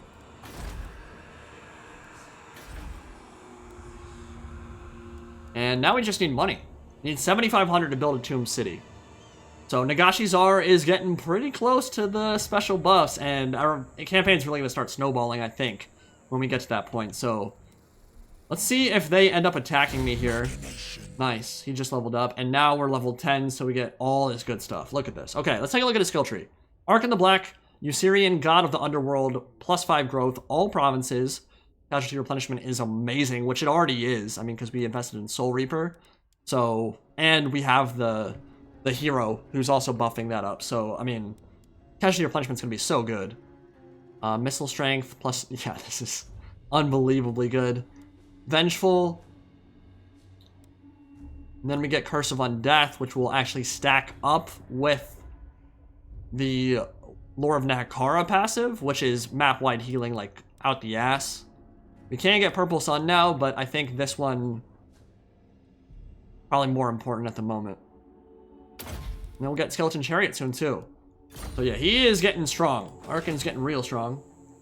I already got another casket in this army now. So I got one in Arkhan's and one in King Joramun's. So yeah, I already took care of that. Penumbral Pendulum for you, for sure. And we are one turn from Marak, but I still think it's going to fall. Alright, now we just wait and see what they do. Yeah, I can't buy anything good with this yet. What you want, Emmerich? Nope. Emmerich might be losing now. He might be losing to Eshin. That would not surprise me at all. If Eshin gobbles up all that territory, I might be in a little bit of trouble on my eastern flank. Dude, you actually want me to pay you after crushing your ass for the last, like, 30 turns. 0% chance of winning this game, so we'll just auto-resolve that. Poor Marak, man. Actually, might not be...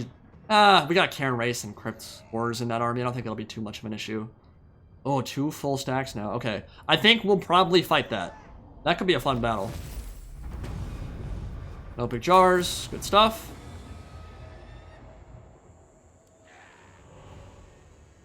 Not too worried about that. Alright. Lamia just leveled up. Nagashi Czar is good to go. Only death awaits. I humbly go. This is going to be a really good army. I can't wait to get that stuff in Arkhan's stack. So, let's take a look. Oh, it's still Khalida. No. Are they friends? That would be interesting if they actually reinforce each other. They are military allies, yes indeed. Okay. So her army's a joke. Curse the sun. Oh, yeah. We'll refine this for sure. Your knees. Prince King of greatest dynasty. That's what she said. Legions march. My will be done. Who do I attack, though? Fire on them. This could get interesting.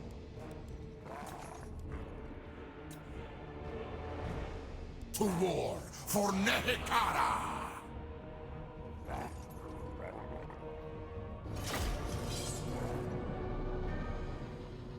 End Turn Simulator 3.0? What you talking about? It's been action-packed so far, my dude.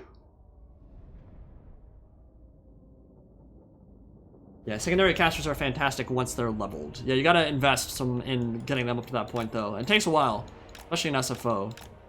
Alright, this is gonna be a little bit of ooh, what? Why are you coming in from there? Well, I could actually punish that really heavily. Oh my god, I could eviscerate that, actually.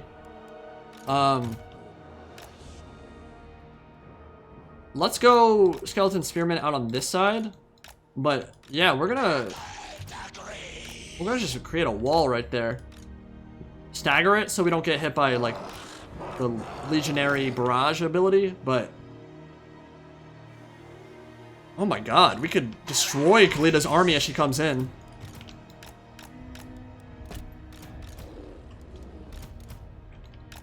Keep the dire wolves out on the flank.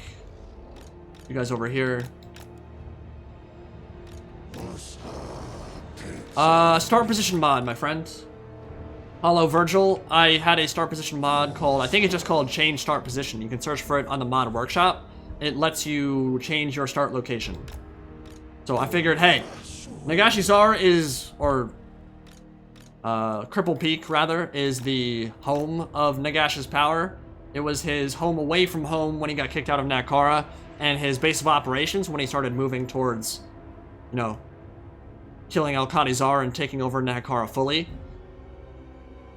And so I figured it's pretty thematic if we put Arkhan the Black there. And of course, as I said earlier, he has that really cool, unique building chain at tier 5. So that's what we're building towards now.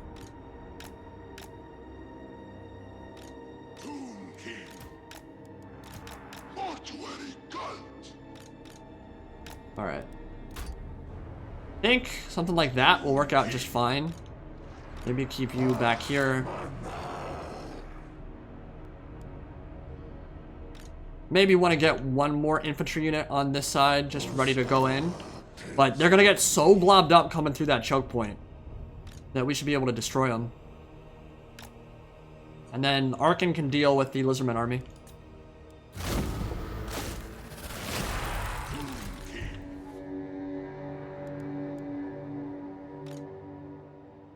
Alright, do it. I want to see some punishment on those skeleton warriors as they come in. Not a great opening shot, but let's aim right for the center of the blob. And that should hopefully do something good for me. Okay, you guys, come on. Get over here. Archers are closing the gap pretty fast. Let's go, let's go.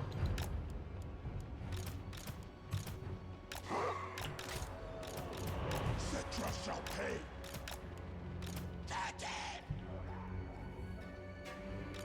69 kills so far. Nice. I really wish you could manly fire Casket of Souls in this game. Okay, here we go. Oh, you need to do better than that. Come on now. You gotta do better than that. Look at the blob. Look at the blob that's coming in. You guys can maybe go deal with High Queen Khalida in melee. And actually I'll send Arkhan the Black and you guys over here as well. Yeah, I'm fine with that. That's cool.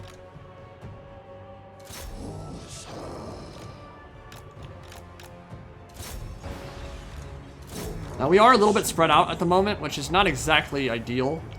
We can Skull Storm this pretty hard. Let's wait till they blob up a little bit more and then do it.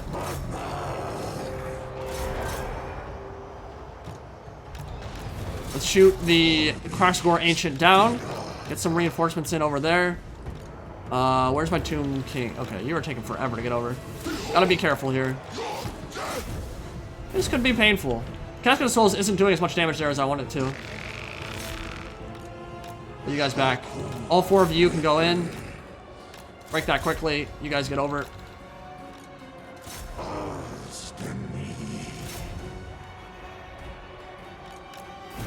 Alright, here we go. Oh, that's gonna be juicy. Oh, you need to be careful. Yeah, that's gonna actually murder me if I'm not too careful there. More archers start shooting.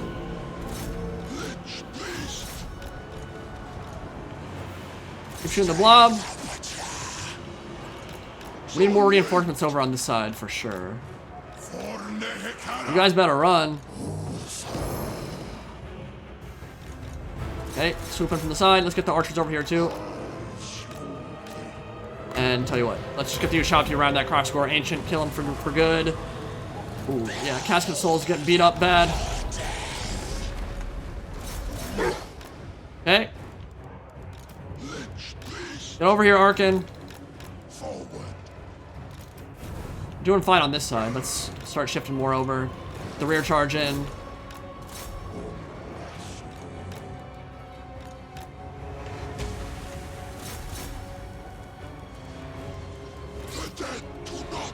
Oh my god, the cooldown on that spell is insane. Sakmat's incantation, 90-second cooldown, okay.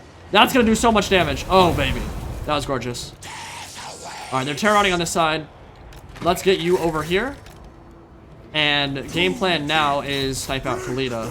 So you keep shooting there. You guys shoot.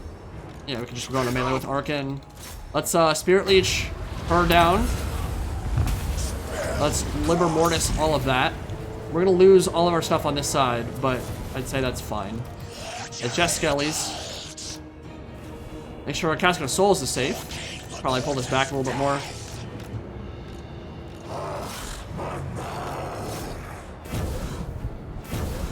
Oh, this is painful, man. I was really hoping to just delete them as they came in, but I obviously did not invest enough on that side.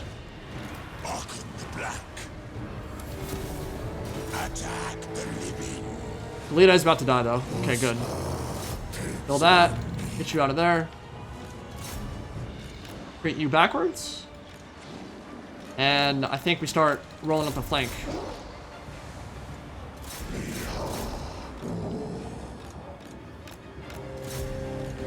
Here they come. Alright, Casket of Souls. Pull back to a safer position. Other Casket, come over here.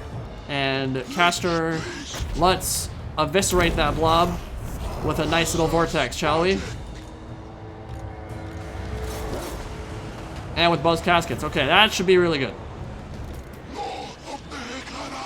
Get you guys off the front lines. And we're gonna put all of our casters and lords together in one block. Pull you guys away. Move the direwolves out to the flank.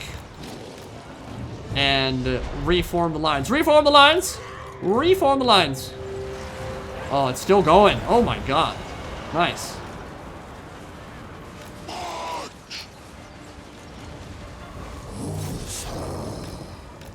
Direwolves all the way around behind. Then we're gonna rear charge. You guys finish them up. Casket of Souls still safe. I think we're okay. Yeah, we lost more of that first army than I would have liked, but I definitely told you to pull back.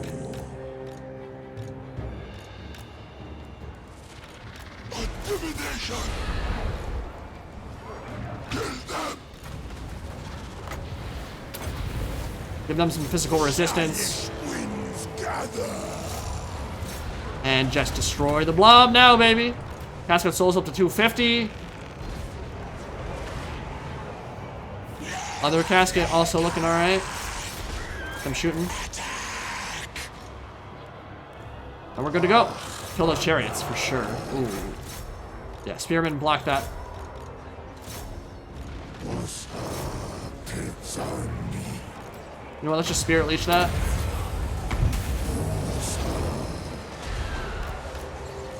That was a fun battle. Army losses kicks in. Okay. So that is 2 stacks dead. That should open up the door. It'll only be maybe 2 turns before I can replenish all those losses. And then we can just move back on Marak from the north. We can move on Teotihuacan in the south. And that's the game plan. Looking good. Yeah, it was not brilliantly played from myself there, but I will take it. Win is a win. Except when it's not.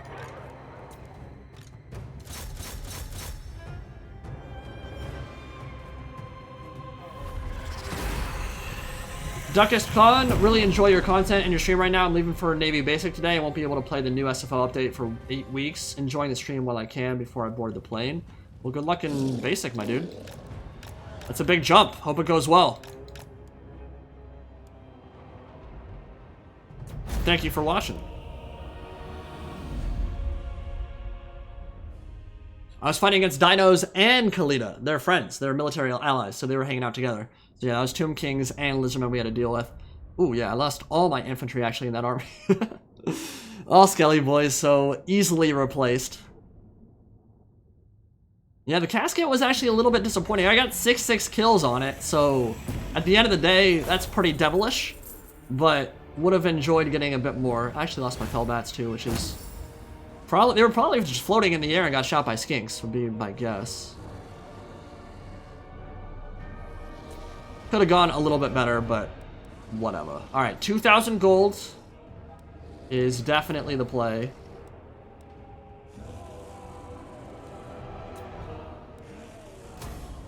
And honestly, farming Khalida for points, for money, is not such a bad idea right now. That really helps improve the economy at this stage anyway. Alright, let's back up. Let's re-recruit. We'll protect you for that turn. And you. Next turn, we'll move on Marak. Lamia, what do I do with you? What do you guys think? I think Gemstone Mine is probably worth a worthy investment. Walls is also probably not a horrible idea, but I also want to get my Crypt Horrors up. I can do that in other settlements, though. I don't need to do that in a Tier 5 settlement. Maybe walls. Maybe we do walls here.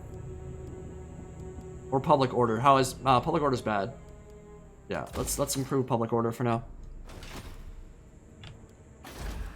That will finish up in 3 turns, and Nagash's R will be tier 4 at that point.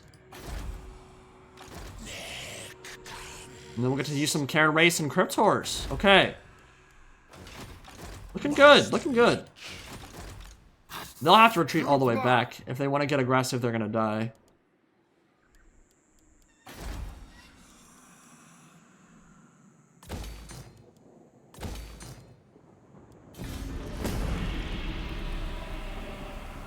Is the post-battle level indicator a bug, or is it just saying something I don't understand? Which part of it? Eldrin of the Mist. I give thumbs up for this live stream so far. That's the idea, dude. Much appreciated. Alright, Queek wants to pay me to join. No. No thanks. Really? Why is the balance bar so bad? That can't be right. We're not even in forced march stance. What level is he? That just seems wrong. I'm not scared about that at all. Okay, let's fight. Karen Race should get a nice little flexing in this battle. Crypt Horrors too.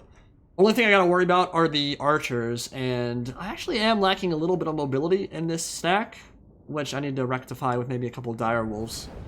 But, or chariots, once that point comes. Not loving the map. To be honest, I've got the melee force, he's got the archers, so all this cover is probably better for me than it is for him. That balance bar was weird. Do they have stock? No, just Vanguard and Perfect Vigor, which is super good. So I can't support them as well as I'd like to here. I don't have an Invocation to hack in this army, but yeah, we need Spearmen in the front lines to block the charges from those chariots, and then we'll fill the gaps with the infantry. Get Crypt Horrors up there. Gotta be careful to not let them get shot up, though.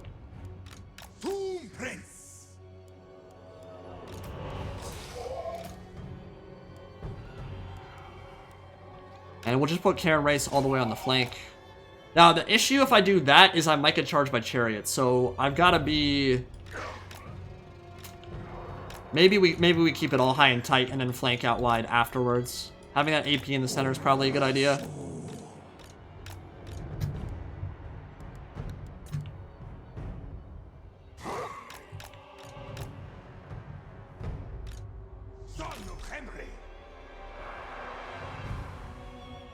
Yeah, it's true, the balance of power in SFO, it does get really wonky.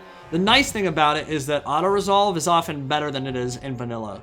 So you can afford to auto-resolve more battles, I think, once you get like a decent stack. Where the game would tell you, vanilla game would just say, oh yeah, you're gonna lose your whole stack, which is dumb. And this you can, I feel like, afford to, like, there have already been a few siege battles that I've auto-resolved that I don't think I could have gotten away with in vanilla. They do have stock. I didn't see it. Ah, yeah, they do. Okay. Then I want to shut down the archers for sure. But having the AP might be required to deal with the chariots. So maybe I'll just keep it high and tight for now. I am a little bit worried about the chariots, to be honest. I'm gonna keep these in their own control group and just respond to wherever the chariots go. And keep them back so they don't get shot up. Yeah, those chariots are just gonna go right in. So we'll keep these guys right behind. Maybe keep the Karen race right behind as well. And they'll operate as separate control groups. And you know what? They might be coming for me. They attacked me, so let's just fight in the woods. Better for us, for sure. Chariots will get a debuff in there. They might look to charge. We'll keep them ready. So I didn't show this off earlier, but lethal poison, yeah. Deals 2 damage per max entities 5 in a unit per second. And then some really nice debuffs too. So Cryptors are quite a lot better, and I believe their bonus for infantry is 10, so 52 melee attack against infantry. That is incredibly useful against Tomb Kinger stacks. So my own Cryptors will be debuffed by these forests as well, but overall I'd say that's worth it. So they've got 4 chariots, my Cryptors. And let's just camp it out in here, man. I have Pendulum as well, which is huge, obviously. And basically win this battle outright just with that. Come on, chariots. Come on in. Yeah.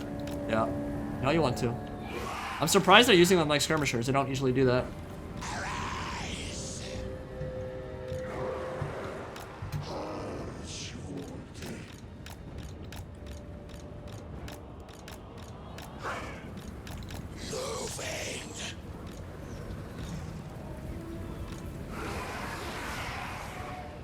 Am I getting skirmished by the AI?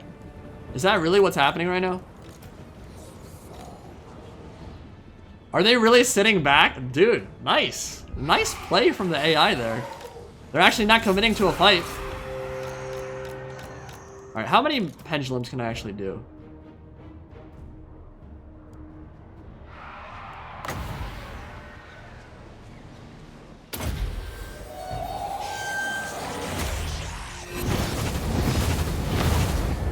That'll do it. Oh, yes, Malkos bound? Nice, dude. Okay. Well, this is a little bit painful, actually. I think we need to push up. I was not expecting this from the AI at all. Karen race are faster. Yeah, I should be able to close the gap, I think. Going with the Cryptors too, and just push.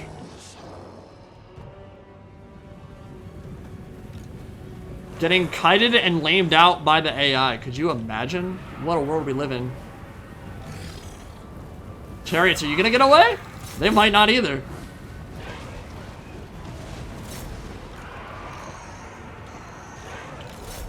Alright.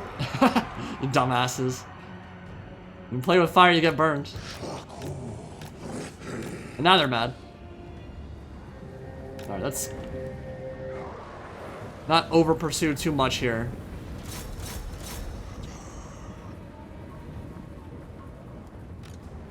I don't think SFO does much on the AI side of things in terms of battlefield prowess. So I think that would probably be vanilla. But I could be incorrect.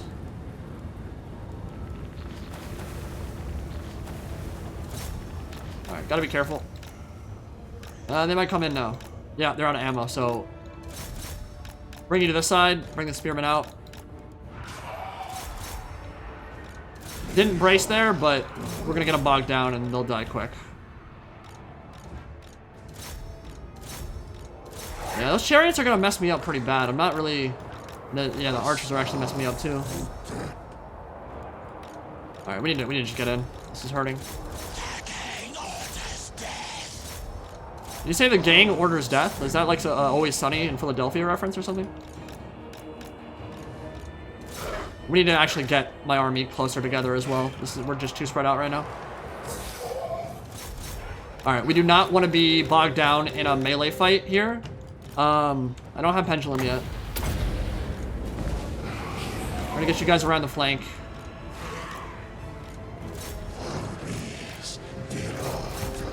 Yeah, those chariots are really gonna massacre me. Oh, you know, what am I doing? Tomb Prince needs to go deal with the chariot. That'll make it a lot... Ooh, that was horrible. What the hell? Alright, whatever. You guys can stay. The rest of you go around. We need to shut down the archers now. Alright, pendulum. That'll be worth. Let's bust to the center.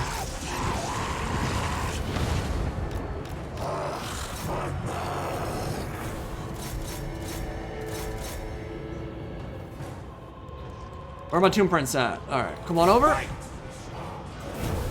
Crypt Ghouls up the center to go chase them down. Break through there. Good stuff.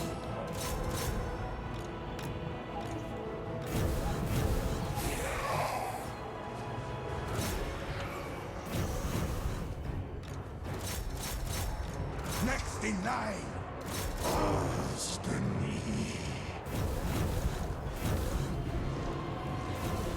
I forgot the Realm of Souls also hits your Cairn Race and Crypt Horrors too, so you get like double regen. That's super good. Pull through, get a full round off there. Yeah, the chariots are by far the biggest issue. They're actually really hurting. I was not able to push through, apparently. I guess I can't really do that anyway because... Oh yeah, they're gonna die to the archers. Alright, come on. Go through. Okay, that's dead. Good stuff. Break that side. Where do I need you?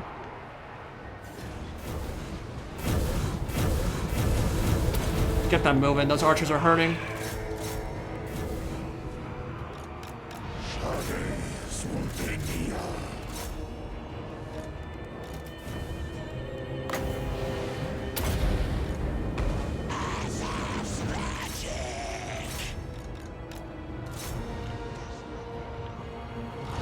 Alright. And the Tomb Prince back to deal with them. Might lose that archer unit, maybe.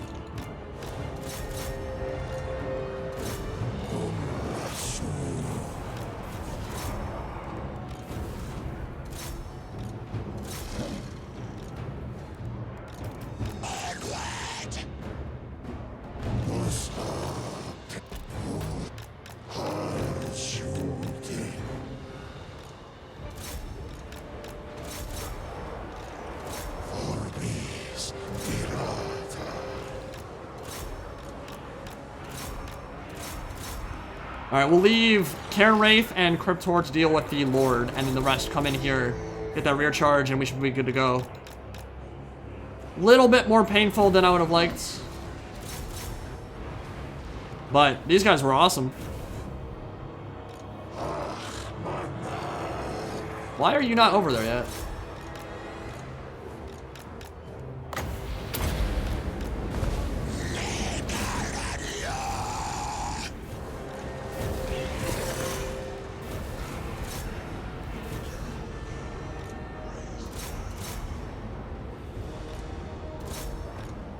Yeah, Prince Balfro with that Cavalry Bane, I believe, is what. Yep, Cavalry Bane. He's got the halberd. Look at that. This is actually one of the coolest things I think SFO did, is made it a lot more difficult for enemy cab to cycle charge if you have halberds. Because you hit them, they can't pull out very easily. They lose their charge bonus, and then you hit them with the bonus for slurge. It's a really nice implementation, I think.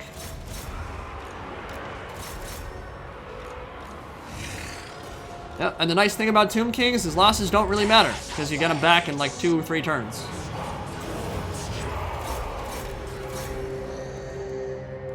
Crypt Horrors were awesome. My infantry was not, but I can see why the balance bar didn't love my chances there, I guess.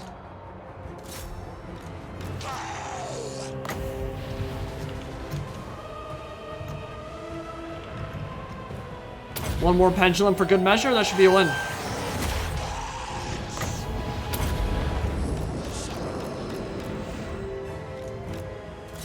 All right, crumble out, please. Thank you.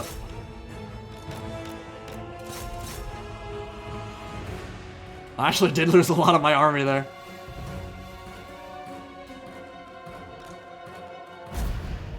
Alright. Yeah, skeleton spearmen and skeleton. Oh, that's why, dude. It was all veteran. That makes sense. Yeah, that all had silver chefs. I don't know how. They've not been winning any battles, but.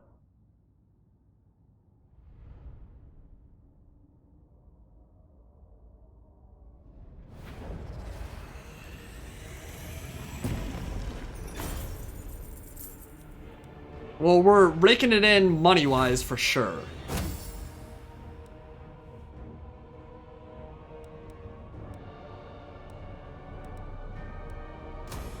And I feel like that's almost always going to be the play with Tomb Kings too, because money's you're really the only driving force. Like, your economic buildings are trash until the late game. You actually... Oh! You're approaching me? Can't beat the shit out of you without getting closer. Too bad you won't, Slan Mage Priest. I can literally just auto-resolve that. What are you doing, man? Return. Well, I hope I don't get screwed by auto-resolve here. I don't think I will. Ah, I lost direwolves.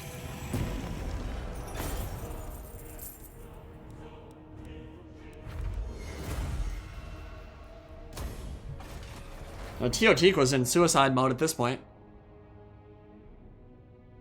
Teotihuaca in ruins. Can I attack now? I mean, I know I'd win the battle, but is it worth, or should I just wait? I have my suspicions. I'm not really a huge fan of those. Yeah, let's just go get some attack up at this point. Get him as a better duelist. Might have to fight this. Nope.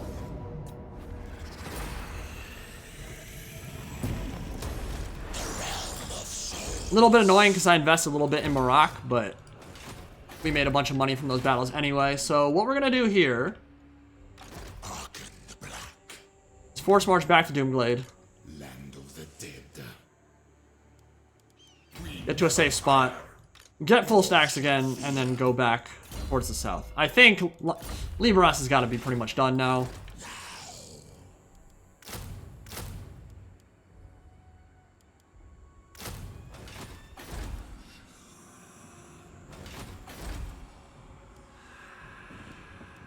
Trusted in life. What do you guys think? The Patra hero or the Usirian one? So one gives you a skeleton summon, one gives you a explosion that deals damage in an AoE, kind of like Cetra's Patra ability.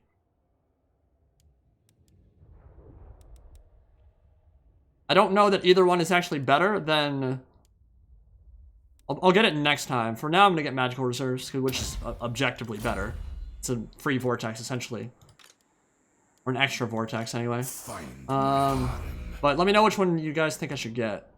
This one, these skills aren't going to be useful until I get more vampiric units, which I'm still not quite ready for yet. Lightning Strike now would be good.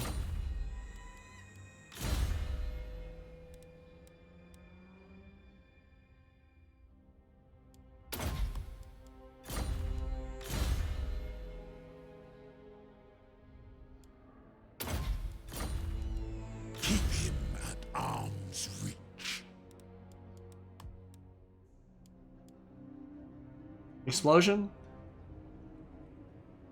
Yeah, we could keep it thematic. We could keep it the thematics. The god of the underworld does make some sense. But how many heroes do I have? Jesus Christ.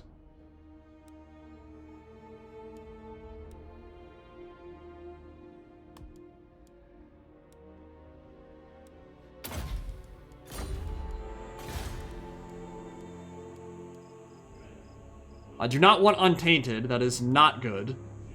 Growth is good. So is Public Order. Public order is pretty bad here at the moment. Yeah, I don't want the Untainted, though. Go, growth. Getting very close to tier 5 up north. Okay.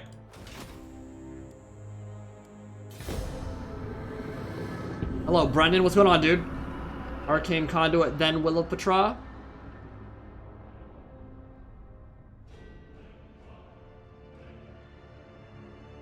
Well, that's a good point. The difference is that I'm playing against Tomb Kings, so if I'm fighting Tomb King's infantry, it's very easy to put your Lich Priest into melee. Against Lizardmen, against Dark Elves, that's going to be a much worse idea for sure. But for now, the explosion's not too bad. But yeah, I think I agree overall. The Tomb Kings are going to be dead soon anyway. I have to worry. Oh, who did? No, just okay. I don't really care about you. I thought that was greenskins and I got really scared. Yeah, like literally if they declare war on me and walk in from the north, I'm in huge trouble. Because this is unassailable to everyone but the greenskins, basically. And if they're as strong as I think they are, which is pretty damn strong, they will roll Desolation Nagash and Nagashizar if we go to war. So I probably need to just like, oh yeah, they're getting pissed at me. I need to just like pay them off or something. You dare approach me? Ooh, I don't have a non-aggression pact with them? If I don't like what you say... Well, I'll tell you what. How about I just pay you some money? Guts tonight. Offer payment. Small gift. I don't want to pay you 8,000. I'll pay you. I'll keep paying you off a bit. Yeah. I got the money for it.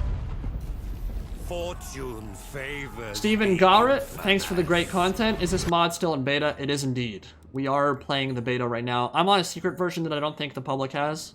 But, so it'll maybe be a little bit different than your beta, but it went into beta on Monday, I believe. Yeah, the strength rank 1 figures, man. Hope I don't pay them a bunch of money and then they still go to war with me. Hope they have other things to worry about. I really just don't want to fight greenskins right now at all. Black Orc stacks would make me very sad very quick.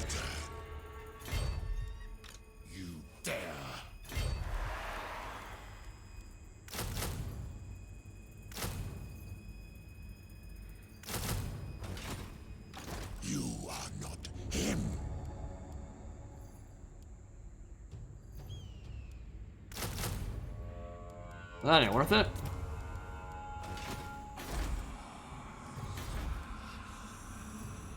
It's time.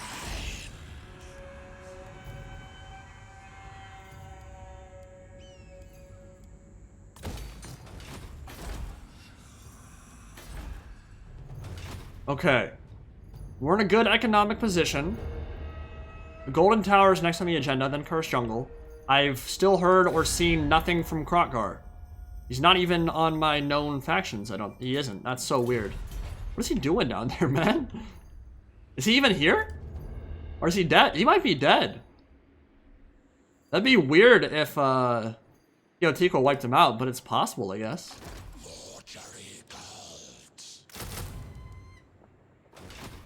We'll move on to Resetra soon, too. And see what's up. What could you offer me? Yeah, Helheim, in my experience with the Emmerich, I've never really had an issue with it all. Like, they seem to die, those dwarves seem to die pretty quick. I do have tons of issues with Clan Ashen, because their Gutter Runner and Slave Stack spam is incredibly annoying to deal with, especially in the Wastelands or Badlands or whatever the southeastern portion of the map is, where Emmerich starts. Like, especially around Pig Barter, when you have no movement range whatsoever, when you get like 3 underway stacks moving past you to attack Morgheim or whatever. Fortress of Vorag, that gets super obnoxious. Thank you for the 5, Steven. Much appreciated, dude. Yotico's allies. Yeah, cool. So they are trade partners, so he's got a settlement down there. I guess it's 1 or 2 right here. But he does not look very impressive at the moment. Only death awaits. Well, this army is fighting separately from everyone else. So let's give them the Nahakar warriors. Let's give Arkhan maybe his fell bat unit back. And one more warrior, and then I think we're good to go. And I might need more spearmen, actually, because I'm going to be fighting the lizardmen very shortly. And in Nagash Czar, what can we build? What can we do? We can get necroserpents now. And we can get Tomb Guard. Okay. I like that. Probably build up a open grave in the settlement as well. Nah, we could actually probably do that in Desolation of Nagash instead, but it'll just be a while before we get to that point. I don't know what I want here yet. Tomb Scorpions are buffed up by Arkhan. I think he has a... Well, maybe not. That might just be one of the followers. What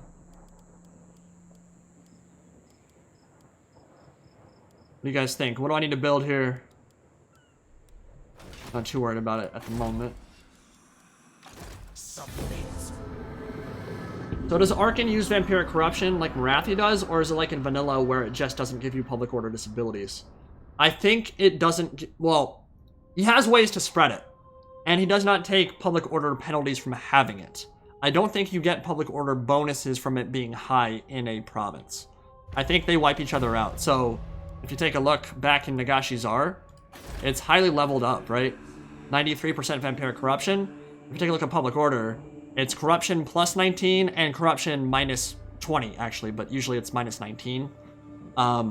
So I think they cancel each other out. I don't think you get public order bonuses from it being high. All the public order malices I have here are simply because of taxes. Which I believe is a bigger public order malice in SFO than it is in vanilla.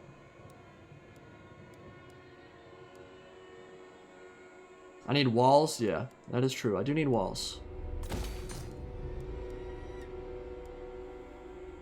Yeah, remember in SFO there is an actual malice that comes with it too. You lose some money, but I mean, again, economically, Tomb Kings aren't exactly powerhouses to begin with.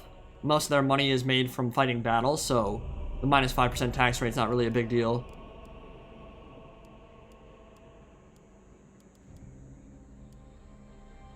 Yeah, we're running out of money a little bit, but we're making 1,500 a turn.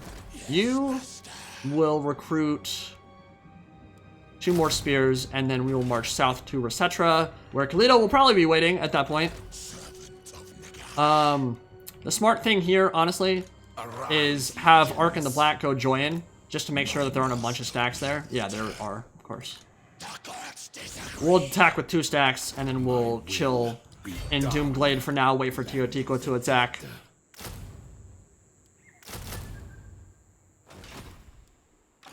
You are not him. No, but we'll get him one day. The heat is irrelevant. And I think very soon here we're gonna put the final nail in Khalida's coffin. She should have a stack back now. I think she's one of those armies hanging out.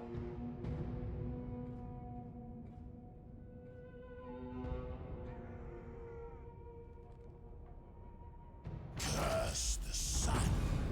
I think it probably is worth it to build walls in Nagash Czar at this point. Simply because, like, if that settlement gets taken or razed, like, I've been set back, like, 50 turns. That'd be a huge problem. So it's definitely worth it, just in case Eshin or Greenskins come in and start attacking. I need some defenses there, without a question. I think people are right. But yeah, Great Halls are 15,000. It'll be a while before we can afford that. And honestly, we're not even in tier 5 yet anyway, so... what are we looking at? Khalida's not back yet.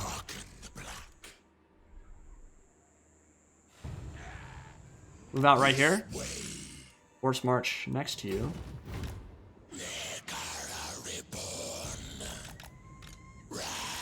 Oh, I actually thought I'd be able to link up. I don't think it matters if they even... If all 3... Yeah, it's 4 chariots, which is annoying, but honestly, this army can probably deal with that okay. I did screw that up a little bit. Open the liber mortis. Yeah, you actually, unlike in vanilla, and this is something you can do in vanilla, which is why I just screwed it up. If you don't have 25% campaign movement range left, you can't go into forced march. So in vanilla, I'm like 99% sure, you can just move them, and then once they're at their cap, you can go, oh, now I want to force march a little bit further. You can't do that in SFO, so you got to plan out your movement a little bit better. So obviously, these guys should have been linked up. I don't...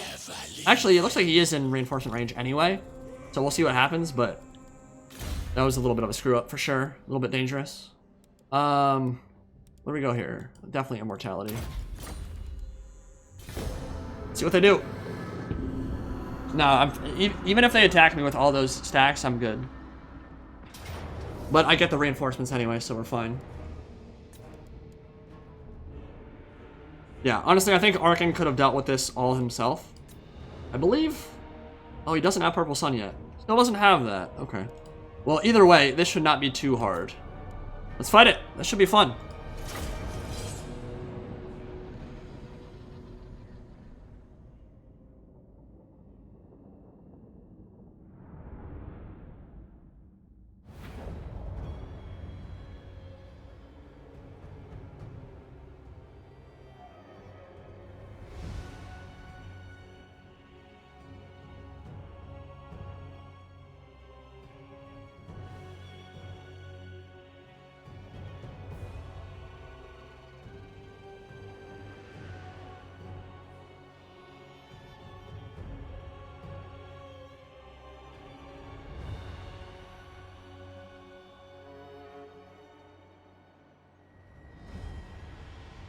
I'm not sure I'm a massive fan of the tech changes that are going on right now with the Tomb Kings campaign. The fact that you can get to like, it can be 60 turns until you finish a tech is a little bit crazy. You never get to that point in vanilla ever. So I'm not sure I'm a huge fan of that, because there are ways to counteract it, like having your armies move into that dynastic stance under March. But that seems kind of passive, right? Like, it doesn't seem that fun to just go, okay, well, I'm gonna sit here for 5 turns, buffing up my tech rate instead of, you know, actually conquering and doing things. Sounds a little bit passive to me. So, I haven't looked at the Lich High Priest skill tree yet to see. I think they buff it as well. I'm not sure I'm overall like a massive fan of that particular change. I've not quite played enough with it yet to know for sure, but it's a little bit weird. 'Cause, I mean, a lot of the Tomb King's tech just isn't good enough for that kind of investment anyway. Like, +5 attack to Skeleton Horseman. Like, okay, great. That shouldn't be taking me 30 turns to complete.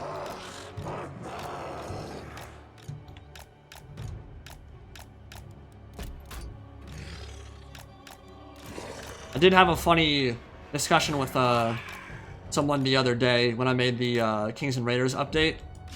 Like, I had already talked to Venrus, and he'd already said, like, yeah, I agree, like, the way we've implemented the Tomb King's Awaken abilities for the units is probably a little bit, like, bloaty. Maybe not ideal. And I just casually stated that I thought, like, it might be a little bit too much for each of the units to deal with. It's just a lot of things to click on and activate in battle in a mod that already has so much more going on than vanilla. Pretty mild criticism. And there's some people who think, like, mods can't be criticized because they're for free, right? Like, no. We're all playing it. We all have our own thoughts and ideas of how something should be. And as long as you're not being a dick about it, I don't see what the problem is with saying, like, hey, I think this could be improved, or hey, I think this can be changed. It's kind of like the best way to improve a mod. Listen to feedback. Doesn't mean necessarily that I'm right about it, but it's... My input has been listened to in the past, and I think in some ways it has improved SFO for sure. I've also had some bad ideas too, but I think we've all been there. But yeah, it's like you're allowed to criticize mods just because they're free doesn't mean you can't talk about it and discuss what's good and bad. Alright, so what do we have coming in? We have 4 chariots. Settlement main chains also give research bonus. As in, like, when you level up the main settlement building. Yeah, it might be that as you tech up, there's like an awkward phase where you really don't get many bonuses and it stacks up pretty bad. Because obviously one of the first things you want to do in a Tomb King's campaign is get as many stacks on the field as possible. So usually research those dynastic trees a lot and get 3 or 4 stacks as quickly as possible. But it might be that there's that awkward phase where you don't have a lot going on, but as soon as you move past that and your settlements start teching up, then it no longer becomes an issue. I've maybe not gotten to that point yet. We'll see. Alright, archers need to be careful of those chariots, 100%. We're gonna just keep you guys in one line to keep things simple. And our caskets need to start doing some work for sure. You can already be firing. What I don't know about is why I cannot do an alt attack order with Casket of Souls. I don't know why, if it's unique from like Empire artillery in that manner or what, but I cannot attack ground, which would be really useful for the Casket. It would have been really useful in that battle against Khalida and the Ancient Kroxigor. Just attack ground in the middle of the formation and just blow it all up instead of attacking any individual one unit. We're gonna do what we did last time with the Cryptors and Karen Race. They're gonna be our roamers. We're gonna tighten up this formation here so we don't get caught out by the chariots. And there's a melee chariot, so that will go right in. Let's brace with the spearmen. It's gonna need to happen immediately. Actually, keep shooting. Let's get you guys in the middle, ready to receive the charge and pull back the archers now. A little bit too far up.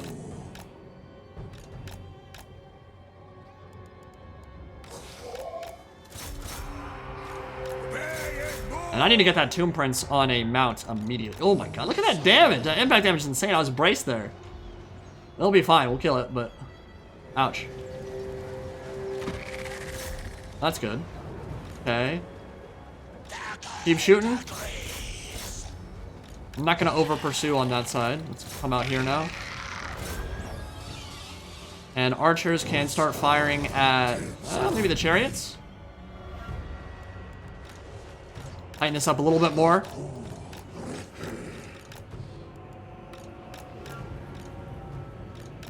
This is a big old battle, dude. Yeah, finish him off.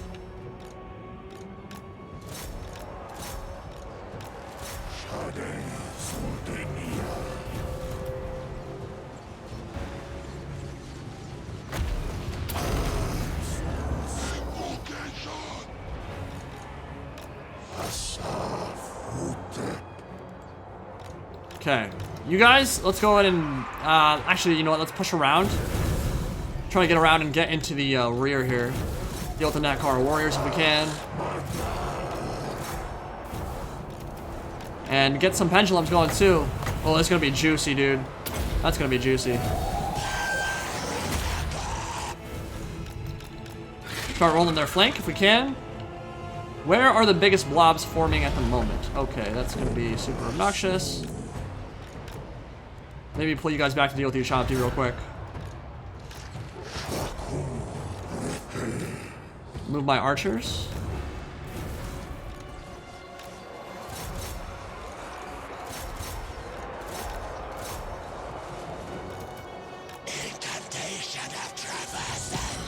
It's enfeebling foe, those Nakar warriors.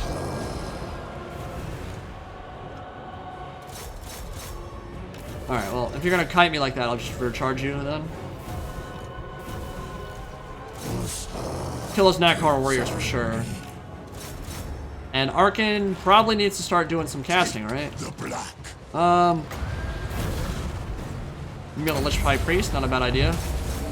And tell you what, let's go, after we kill the Oshapti, let's go kill him. Pelbats need to go kill off the archers. On this side, we're doing okay.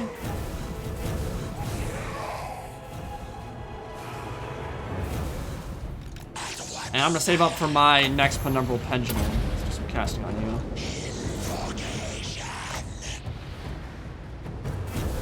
I want to break the infantry quickly without taking too many losses, so we'll Ushabti summon on the Nakar warriors. And Ushabti will be dead very soon. good.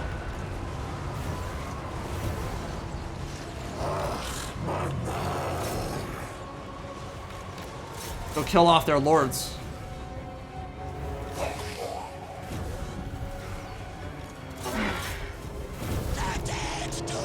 4 wins of magic, or 3 wins of magic till we have Pendulum.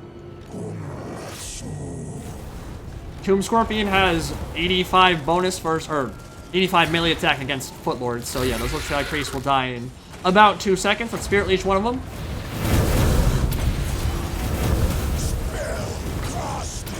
Get our Libra Mortis down. Start breaking their left flank, or their right flank rather. And maybe go deal with them now, because they're going to crumble out soon.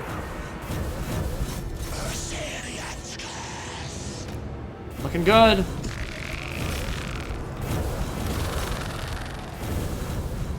Oh, that damage. 551 kills, man. Casket of Souls are so damn good.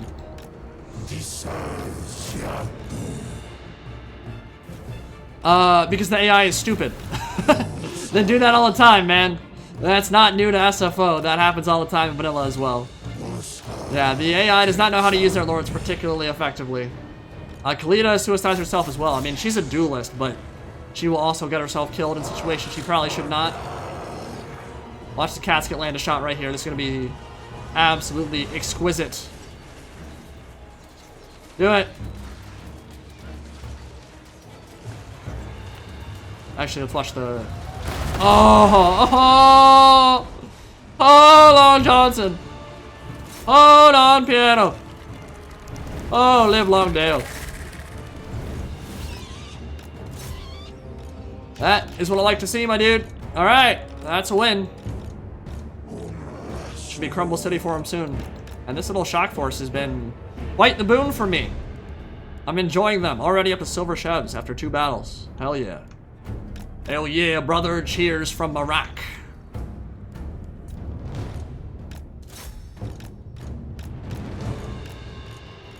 That felt pretty good. And that should be the end of Khalida after we take the settlement. Alright, can you die now?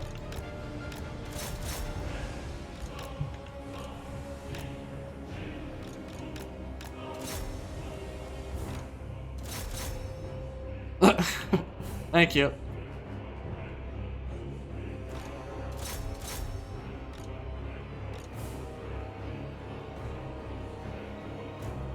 Yeah, any day.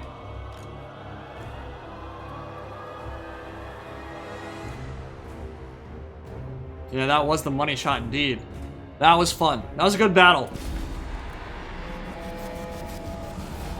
And I would say that our little corner of Nahakara is pacified at this point. Now we gotta worry about the jungles and the lizardmen, which is a different animal entirely. And not the same beast in any way, shape, or form. That is, it depends what they have. I mean, the one lizardman stack I fought so far was not too much of an issue. I mean, Saurus are good, but they can only do so much. But when you get Saurus and Temple Guard and some Stegos or Dino stack shoved in there, Tomb Kings will struggle against that until they get Necropolis Knights and Necrosphinxes. So I do have options for dealing with it, namely the archers, but that'll be a little dangerous for sure. But Resetra should fall next, and I think that will be the end for for Liberos and for the Cult of Asaph.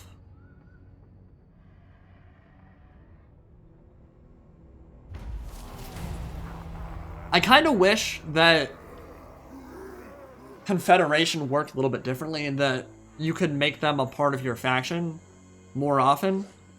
It makes sense that Khalida would never join Arkhan and become part of his faction, so I get that. I don't think I should be able to recruit her. But if I'm defeating a enemy race that's the same race as mine, like if I'm, I don't know, the dwarfs, and I have to fight like Thorgrim or something, it wouldn't necessarily be the worst thing if you, like, literally, it's like the Norsca situation, the Greenskin situation. You beat their lord, you can consolidate them, confederate them into your faction. I wish that was a thing for a few more races in the base game anyway. I don't know if it would necessarily fit with the Tomb Kings because their whole theme is, hey, I rule, no one else does. I'm the big guy. But I would like to see that a little bit more. Alright, so there are two things I really want. Purple Sun, which I'm probably going to get now, and then Wind of Death. Will I be able to use both those spells a whole lot? Probably not. Not until we get the Staff of Nagash and Arcane Conduit and some of those other buffs, but for now, Purple Sun is the play. We've been building towards that for a long time. We're going to move you up to the edge right here and finish this war once and for all. Now, finally, we can put the Cryptors and the Karen race into Arkhan's army and start getting him his special buffs. The Court of Liberos is destroyed. Good. With a bunch of douches, man. Yeah, there's a mod for it. Especially when I'm doing live streams, I don't want to invest too much in mods and get a bunch of them going, because you never know when something is going to conflict or cause crashes or whatever, and it's not a big deal if it happens when I'm playing by myself and you guys aren't watching, but look, we've already had our fair share of live stream fails. Let's not add more to it. I try to keep it pretty minimal on the mods I have. I think I only have 3 running right now. I think I have Less Blood, Less Gore, the Change Start Position mod, and the secret SFO version. Okay. Hex Race are next, baby. Woo! Yeah, that's gonna be fun. Alright, so they have bonus versus infantry in SFO, which they do not in vanilla. They have flaming and magical attacks, a great stat line, small HP pool, obviously, but what, 90, 95% physical resistance, or 85? Really high. They're really good. They're really good. We're gonna build them for sure, and obviously it also increases the cap on my Karen race, so I'm all over that. Let's do it. More Vampiric Corruption, always good as well. And we'll keep converting all of this into a dark Armageddon-style territory. Make it all gray and gross and black.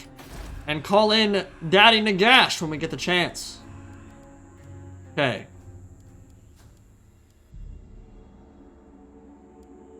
In Doomglade, what do I need?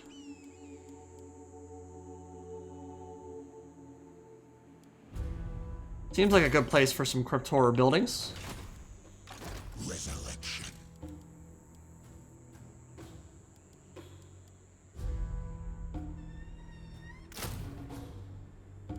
I'll go double spears. My master will return. But we're gonna switch right now. Okay. My minions. He sounds so evil.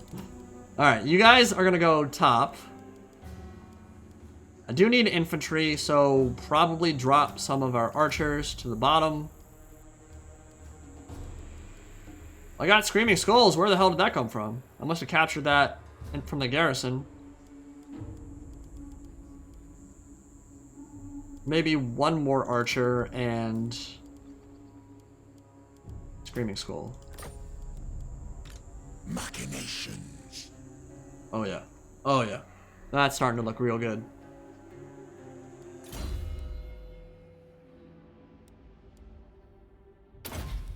Magical reserves, and then we'll invest in the vampiric units, getting them better. Because I bet you these Karen race can get upwards of like 80 weapon damage, 60 melee attack, that kind of thing. That's going to be really sexual. Okay, for you, maybe one more archer and some more spears. All shall fear. Address me as your highness. And we're ready to go south now, man. Servants. Put you in ambush stance right at the edge, just in case someone's coming. And we have all 3 of our stacks ready to go towards Golden Tower and Teotihuacan at the same time. Okay, yeah, this is all consolidated nicely at this point. We're out of money, so there's not a whole lot we can do other than that. Let's go. Miscast is actually a problem in SFO, so we'll do that. And then Arcane Conduit. Oh, yes. And actually, ooh, lowers cooldown on spells, too.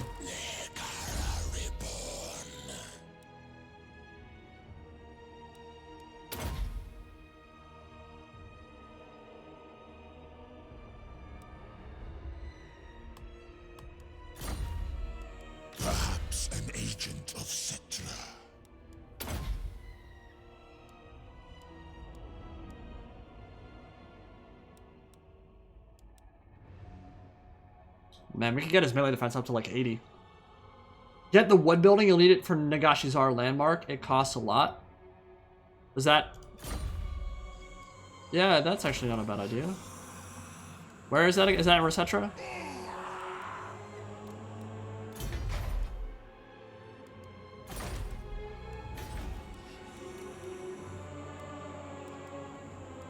Or is it in Morocco?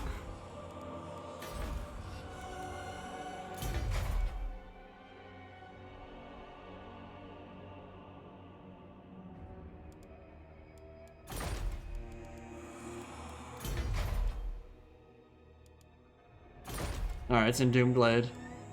Let me take a look. It's 2%, man. It's not that good. I'd rather have more Cryptors, to be honest. 2% off 15,000, what is that? Not a lot. I don't think that really matters.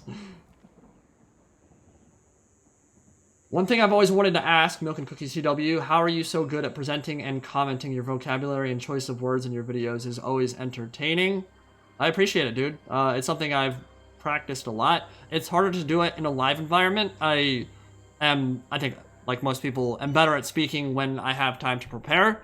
And I think that's one of the things that I try to do in terms of my videos is, and that's why I like being able to make them at my own pace and put extra time, effort, and energy into them, is that I can pick and choose my words more carefully, have notes, that kind of thing. Obviously, in a live situation, I can't commentate nearly as well as I can when I have full preparation beforehand. But, I try my best to keep things interesting. I think it's important when you're doing commentary, no matter what kind of content you're making, is to keep things fresh and interesting. And obviously, to an extent, I fall back on the same phrases occasionally, but I try to keep that to a minimum, because over time, I think that wears on people. And if I've learned one thing about YouTube since I've started, it's that, like, you're only as good as your last video, and if you don't change it up and do different things occasionally, like, people will grow bored of you, which sucks, but it's just the nature of the beast.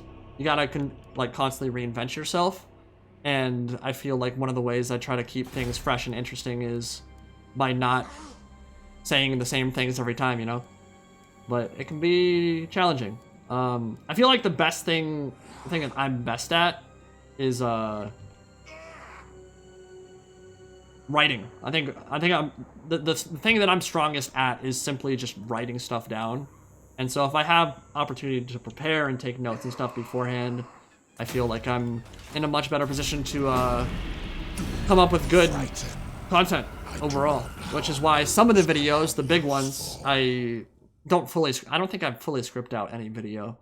But definitely the ones that are long, like the top or best units for every faction videos, that has a lot of scripting elements to it, because you can't really go into it and just kind of wing it.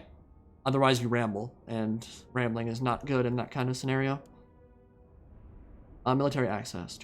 No.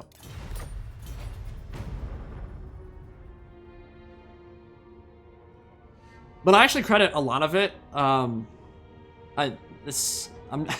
not trying to jerk my own dick here, boys. I'm really not. But I did have a good high school education, and I took AP classes that were literally designed to make you a better writer and a better speaker, and I credit a lot of it to that. I think that I grew up in a good area with good education, and I think that was important for sure.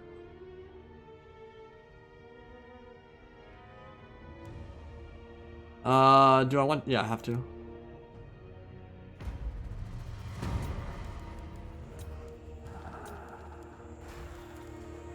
On your knees.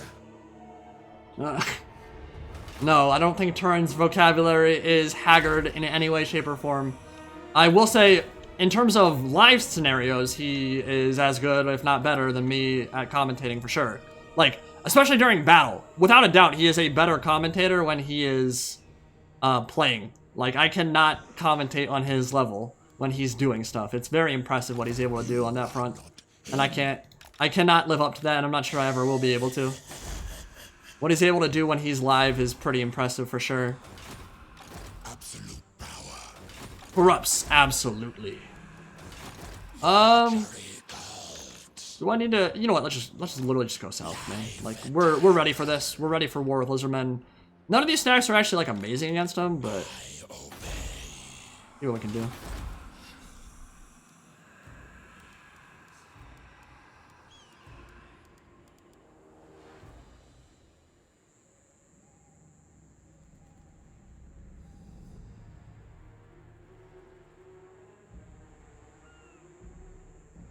What campaign would I say is the most fun? In SFO Vanilla. One of the most fun campaigns I've ever done for any mod or anything on Warhammer 2 was Imric with Mixus. I actually don't adore his campaign in the base game right now when he's actually introduced as a playable faction, but I loved that Mixus playthrough. I think I did a stream with it at some point. But I basically conquered the world. And it was Mixus Lord mods and a few others, and I had so much goddamn fun with that. Starting with Dragon Princes and I think it started with a Sun Dragon or a Moon Dragon. Back in the day when only Mixus had Emmerich. That was just a blast, dude. That's some of my favorite units. And in general, I feel like High Elf campaign's just really fun. Like the Entrepreneur stacking in Lothern, and like you guys saw my Tekla stream that was, I don't know, 5 or 6 months ago. Like there's a lot of fun stuff they can do, and their armies are really fun to use. No, I'm not gonna be your buddy. That ain't happening, playa. Is it Turin's birthday? Happy birthday to him. Mine was back in March, boys. It's definitely not mine. Alright, here we go. Address me as your highness. In cans. Arkhan the Black.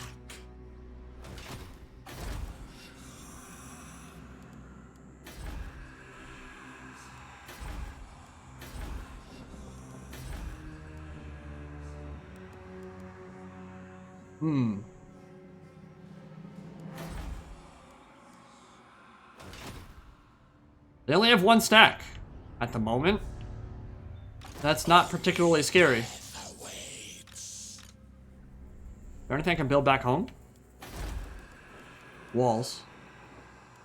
Oh, we're getting so tantalizingly close. I can smell it, I can taste it, I can feel it. Is there any more bigger malice that comes with building a second wall? No. Yeah, that's probably the play then. Oh, our tech finished. Alright, one thing I am going to do here is I am going to figure out, and this does reduce, so it's not, it doesn't stay like that forever. But, what do I even need, man? I need to look at the tech tree for the Lich High Priest and figure out how he buffs research rate. Army, right? Yeah.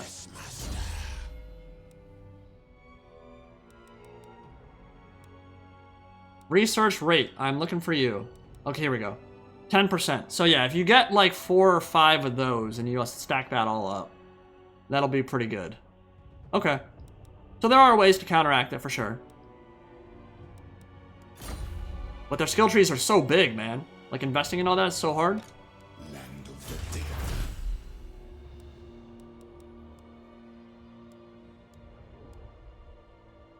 I'm really not using a whole lot of any of these at the moment. We're good on canopic jars. We should probably start using those at some point soon. Oh, you want Thutep, huh? Yeah, Thutep is the Khemrian War Sphinx starting lord, I believe. He does not buff Ushabti, which I think I said in my video. But he is a construct lord, and he starts with the Khemrian War Sphinx, which is pretty damn good. That is very much worth fighting, I think, boys.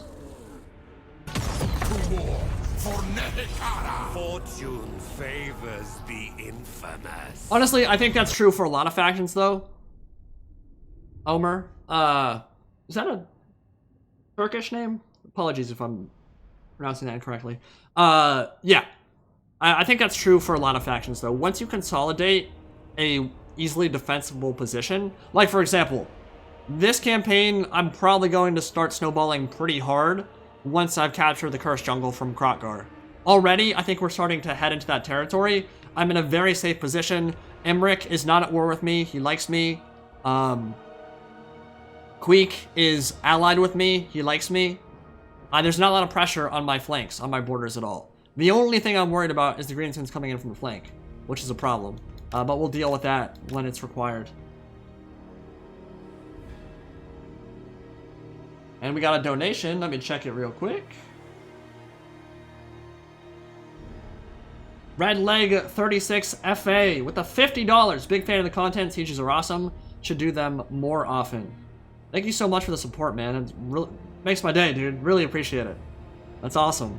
Yeah, and I think that's the game plan for sure. One of the issues, one of the things that kind of makes me sad, I don't know if you guys remember, but back in Warhammer 1, there were some amazing siege maps that were modded. Talabheim by Benny MCL, Altdorf by Benny MCL. There were a bunch that were super, super good. A lot of them didn't get ported over to Warhammer 2, which is sad because they are amazing and they'd be very much worth a look at again. There are a bunch of maps in Warhammer 2, modded maps, that I've not played with, that I should, but I want to replay some of those, because some of those are like my most viewed videos ever, man. Like, the Altdorf one, I think, is sitting at like 450,000. The Karak Ezor one, or I don't remember which Karak it was, but it's like best Karak siege on YouTube or whatever that I called it.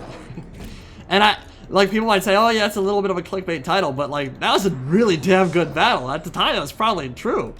But yeah, there are a lot of really fun videos that I'd like to revisit in Warhammer 2, but right now they're just sitting unused on Warhammer 1, and I hope they get ported at some point, so I might actually reach out to him. He's still on my friends list, to Benny, and to some of those Game 1 map creators, and see if it's like a simple thing to port those over.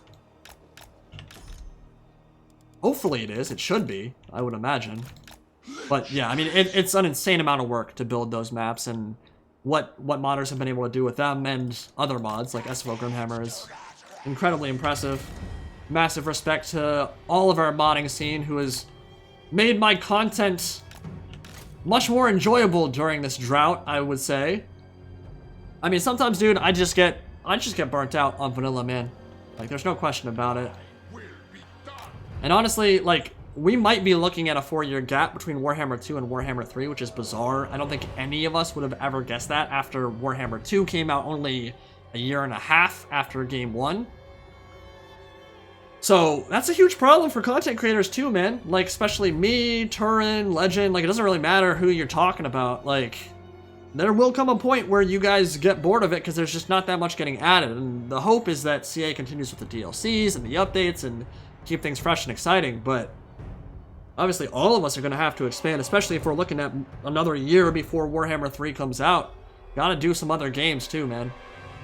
The issue that I've run into and tried to expand is that, like, this is a very unique game. There's not a lot like it, and it's hard for me to do stuff like the cinematics and the close-ups and the commentary for other games because they don't necessarily have the same infrastructure to allow for it, which is a problem.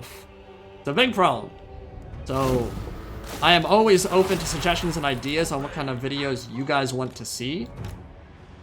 I still have plenty myself, but if you guys ever have like a suggestion on something you want me to tackle, something you want me to talk about, discussion videos I love doing, but sometimes I don't have the impetus myself to come up with the idea, but I still have strong opinions on it, and I can't think of it beforehand, like, hey, I want to do a video on this. But if you guys like jog my memory and say, hey, this is something you should talk about, like, there's a decent chance I'll do it. So feel free to shoot.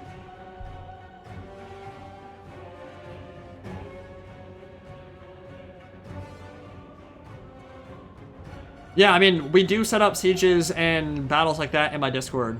Quite a few of them, in fact. Recently, I haven't been doing it as much. Like I said, there are times where I get burnt out on Warhammer 2. No question about it, but Which is the crazy thing about some of the other content creators in this sphere, like... Legend and Turin just have not stopped. At all. For like a really long time. And I'd actually love to pick their brain and be like, how have you not gotten burnt out a little bit? And to be honest, the answer is probably they have.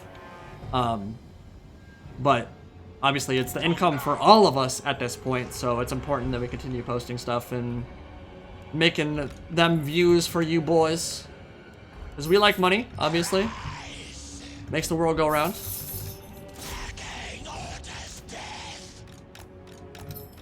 I am having fun with this though, and after that little break I took, which again I'll be talking about more soon, that helped me refresh the brain and refresh the mind, and I'm ready to get back into the swing of things, you know what I'm saying?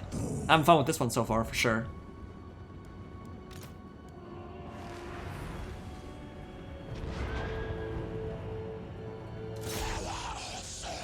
Now, is there anything that I have to worry about in terms of particular units? Got the pendulum. Oh, oh wait. Okay, no I don't. I have a Skull Storm in this game. Alright, we'll have the direwolves go all the way around this flank here. There are no dinos I have to worry about, which is good. The front line will buckle super quick. And unfortunately, Saurus are in loose formation, so... this could be not super easy. I actually don't have a lot of focus fire power with this build. Yeah, we'll pull off a bunch of their infantry from the main line. Have our Tomb King on the front. That's a Old Blood coming in, who could actually probably beat the brakes off of our Tomb King, but we'll send him in and start blasting those Saurus some more.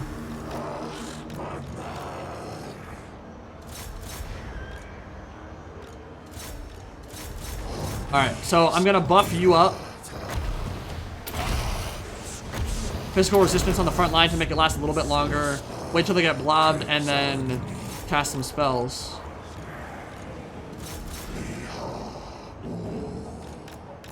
Now that Slod Mage Priest sitting in the back is also a problem.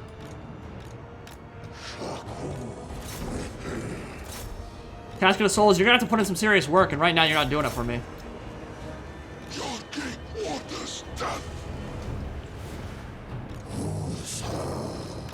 Keep some in reserve for now. Okay. Direwolf charge in the rear would also be useful. Oh my god. Okay, you know what? I know why it's messing up. This is gonna hurt me here. I have to move it up the hill. That's gonna take a while. Oh man, we're gonna hit in the flank too.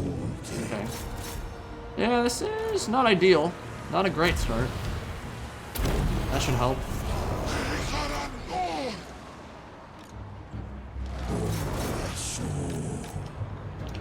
Dude, there are so many Saurus here.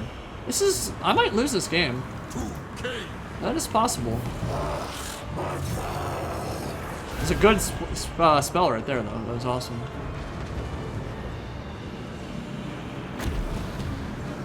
Pass that on the Saurus. Let's King Cohort a little bit faster than that, please. That'd be nice. Leave you in reserve for now. Blast the left flank. Man, my Tomb King is butchering that Old Blood, though. That's dope.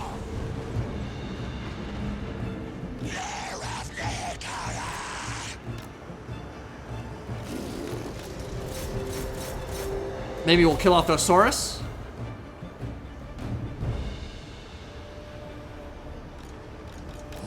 Alright, what do I need to shoot? They are unshielded, so let's kill them. But yes, to answer your question, the plan is to do more sieges. And I think we will do that at some point relatively soon.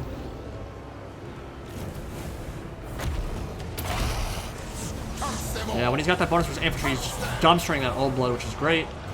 Okay, that was more friendly fire than I wanted. That wasn't super good.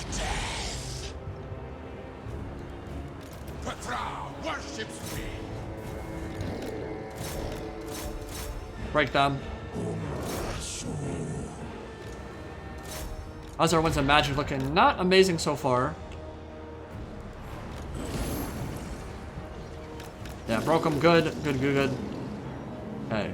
Front line's beginning to buckle a bit, and our Tomb King is now in a bad spot. So we gotta, you know what? I think we gotta do this. We march. Ushabtes and Ushabtes. Dude, get out of there. come now. Get out of there. We're gonna have to force path him. Get out, get out, get out. Move. Okay. Let's put some more pressure on the skinks. Let's blast some more of those. Actually, you know what? Those sword spears. Okay, we're fine. Lord.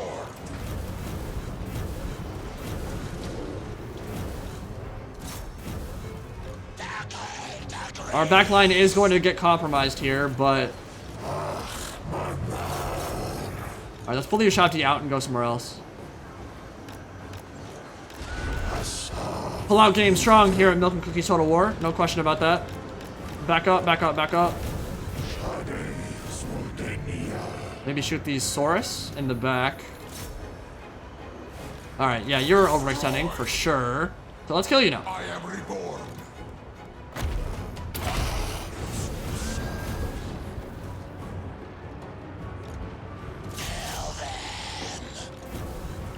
For Nehekala. Alright. Saurus Old Blood is dead. Come back here and start clearing up some of this stuff. The dire wolves have been amazing so far.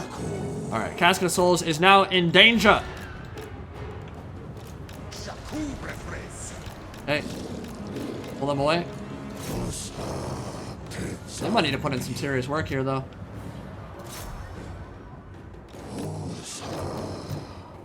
Alright, here we go. Let's go. Get back. Get back, get back. Dire wolves are going to come back around here. Keep the archers moving. We're going to Delta split. We're going to get our Casket of Souls further back, too. Hope he takes the bait and then tie him up. Tomb King, come on. And you cannot be fighting Saurus. You will get absolutely pooped on. Yeah, our front line is buckling, but... Let's pull one of these skeletons off the front line, too. And you, Casket of Souls, can shoot into that blob and kill them immediately. That'd be great. You keep running. Dire wolves, get out of there. Get a recharge in the Saurus. Alright, we're gonna have to play the kite game now. Oh, that was perfect. That's exactly what I needed. This is still super, super, super losable. The Casket of Souls might be inflating my balance of power here a bit. I haven't even played this game badly, to be honest. If I do say so myself, but yeah, the Saurus front lines are a problem, for sure. Okay, you guys pull back. I mean, if I lose a Legion, whatever. It's not the biggest deal in the world. Yeah, they might be swinging this back, guys. They might win this. Casket. Casket, hit the blob, hit the blob. Can we get a vortex on this?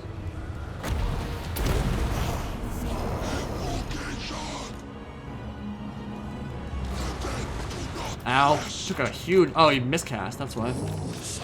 That is not ideal. Oh, nice. Okay. Keep backing up. Keep backing up. No, I need you to shoot into the actual blob. Curse is going to hit him now. That's good. That's huge, actually. You keep running. Put you on guard mode so you don't... Yeah, just keep wasting their time. Alright, that unit's dead. Good. Now get the hell away from me. Alright, I need to pull him out if I can. Don't start crumbling, please. Get out, get out, get out. We march. Move, slaves. He's dead. Yeah, he's definitely gonna die. And move. Come now. You can't push past the Saurus either. Alright, fine. Kill him. Guard mode for you. You are running slower than Saurus. Guard mode is not helping you. That is not ideal. Dire wolves got to put the Timonio back though, playa. Let's charge in.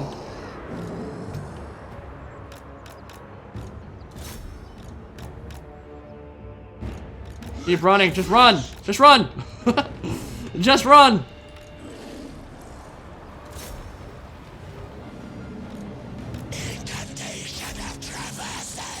god, the dire wolves. It hurts. It hurts so bad. Casket, you need to land some good shots here, man. Can I even kill the slot mage priest? Alright, it's all routing now. Let's get around. Dude, you are killing me right now. Just run. The skinks are blocking him. I think that's the problem. That's a good shot. Well, that's a great shot.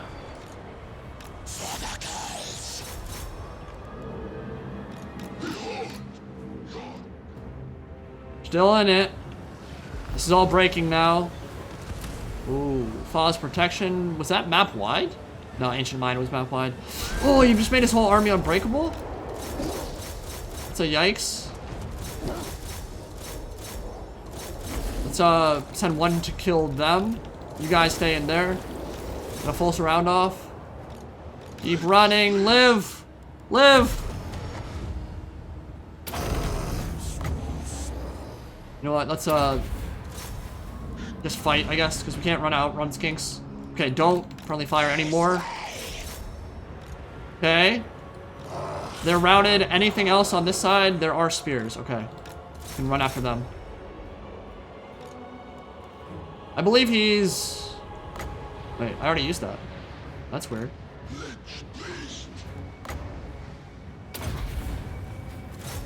Oh, he's dead. You weakling. Alright, can I actually kill a Slan Mage Priest? This is the question. I wonder if I land like a artillery shot on him, if he'll die. That actually does good damage. Definitely shattered. Okay, they're shattered. Probably charge them now. I think I need to go into melee with him. Nicely dodged. Alright, we'll get high ground. Oh, he's dropping low. Yeah, leadership might not hold up. I think we've got it. It's just gonna be super painful.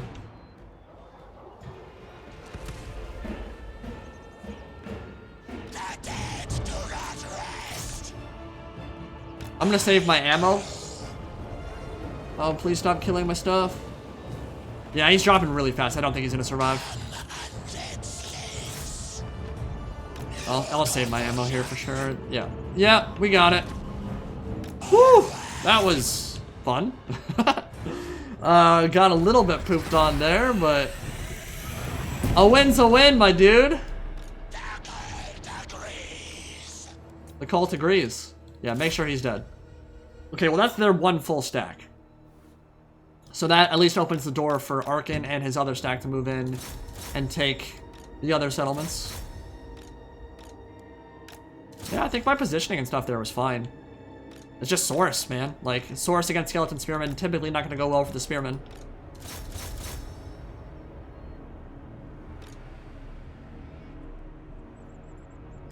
Alright.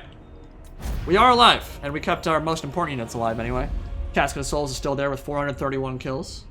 I think Jorman will be dead for good. I don't think the caster will be dead for good, though. I think he would have had his immortality. Easy, dude. So ease.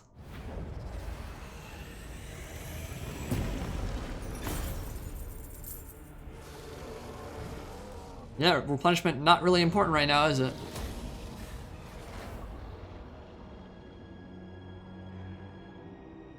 That was actually a really fun battle. Okay. Do I go? Lich High Ew. Ew. Upkeep 8% for all units in the army? How about we not do that? That sounds horrible. Treacherous or Cunning. Poison attacks just for himself. Ambush chance is not bad. Okay, he will be back. Cool. Okay, then we'll just replace him. So it doesn't matter who we go for here. Alright, well... What's your situation? Okay, we definitely can't take that, so probably just send you back then.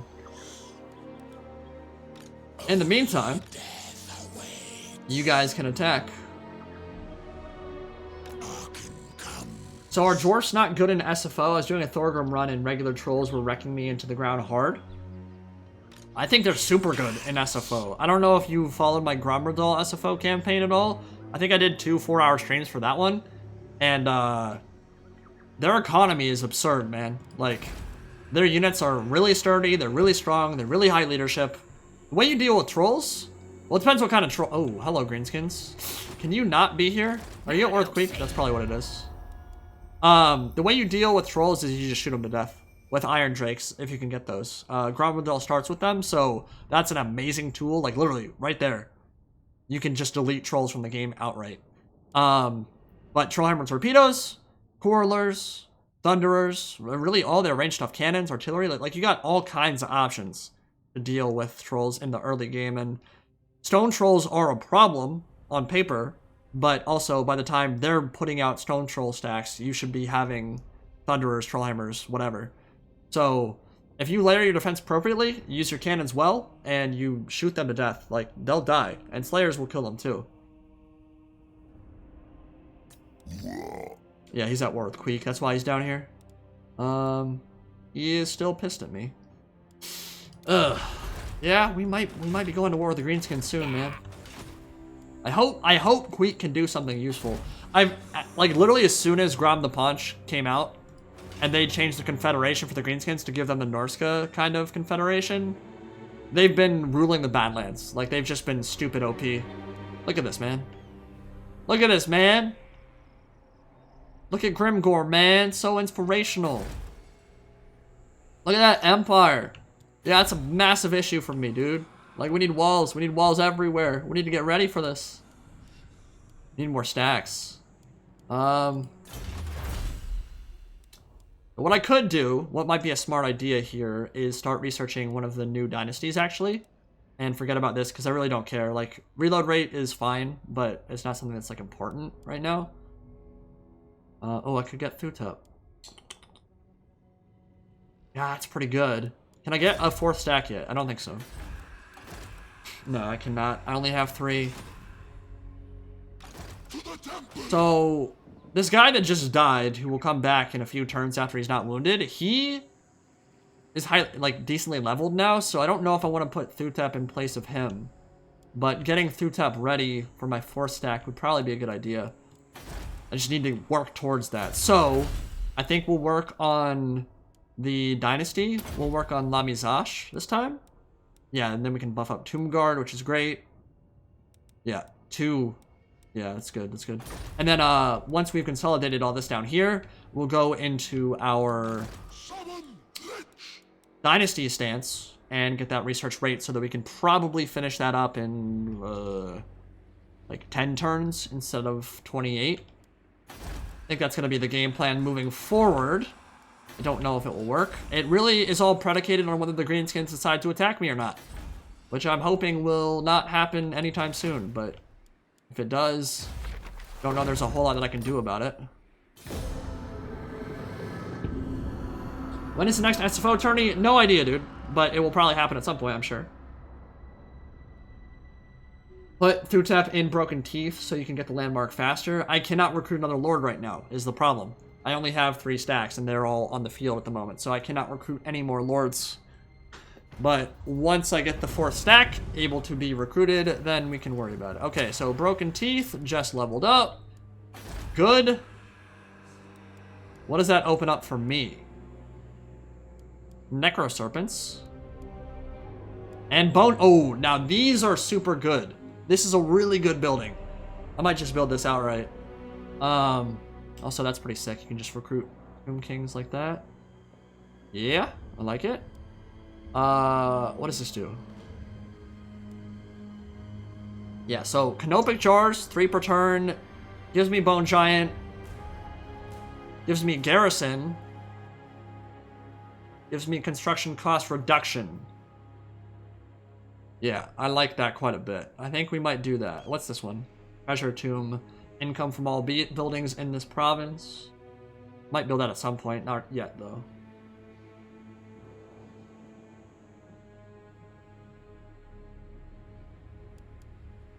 Alright.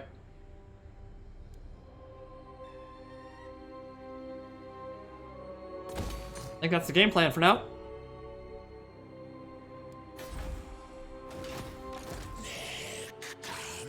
Dude, how is your movement so bad through here? Servant of Nagash. Dance macabre.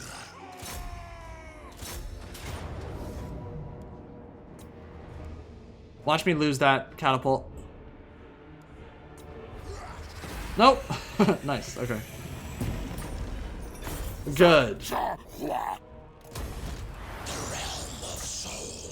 Honestly, sacking wouldn't be the worst idea, but I feel like I just want all these settlements anyway, even though they are unpleasant climate. I feel like it's still good. We're gonna force march back here into Doomglade.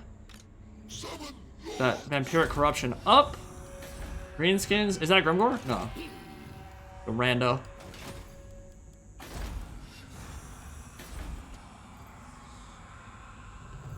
Yeah, pretty soon this will be tier 5. Vendors, I don't know if you're still here, but how do I get the Legions of Legend for Arkhan? Are the only ones I can recruit the ones from the Black Pyramid and from Nagashi's Are? That would actually make sense. Because the other legions probably aren't too beholden to Arkhan, but I'm not sure how that works. Okay. Public order's good. It will be fully replenished in a second here. Said training is good in SFO. Alright, let's take his word for it. It looks like the same as it is in vanilla, but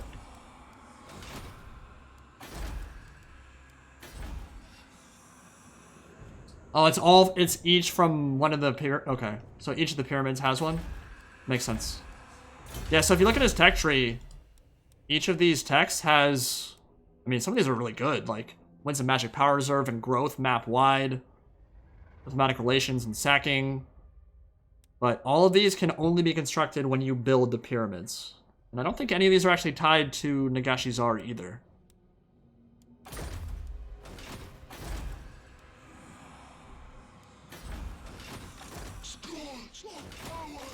Alright. Golden Tower is next. I think this war might be over pretty quick with Teotihuacan.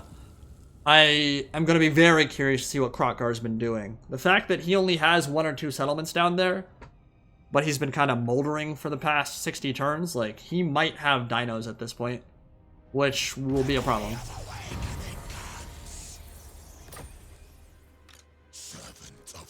Yeah, dude, my movement is so bad right now. Like, seriously? This is open plains. How am I moving that slow?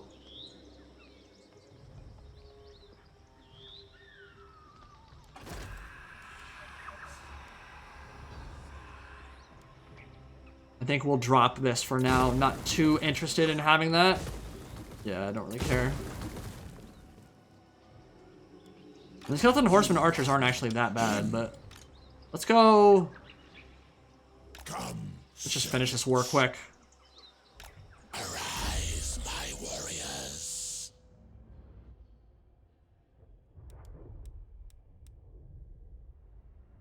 Legion units are recruited from landmarks. All it says for Arkhan. Could you show the 4 rightmost texts too that cost golden jars? Yeah, give me 1 second.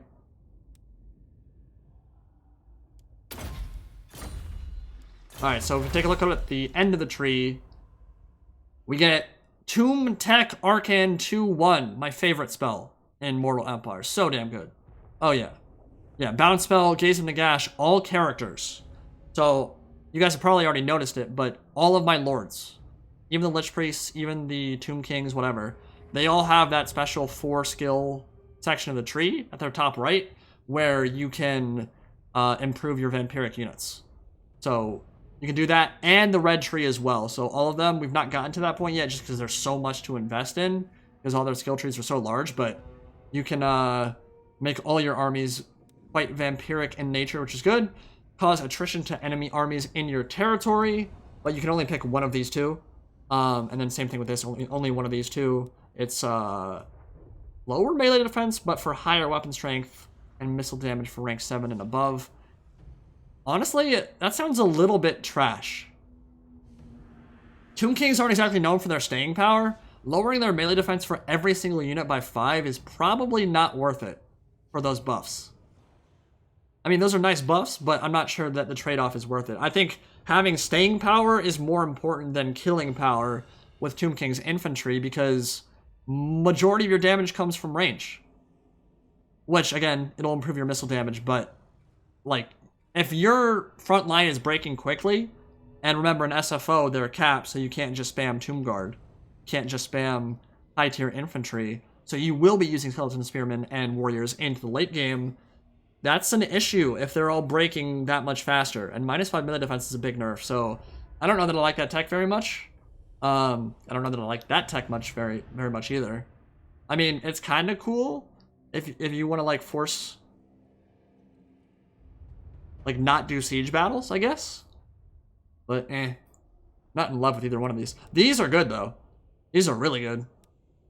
Public order, construction time, income from cities, vampiric corruption, like, all those are nice.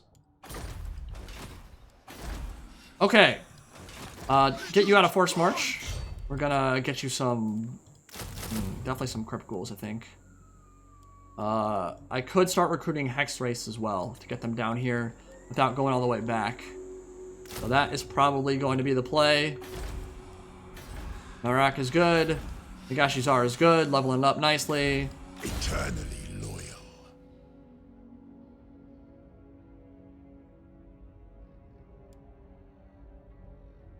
Yeah, the summon to defend yourself is useful, so is this. But only in that army.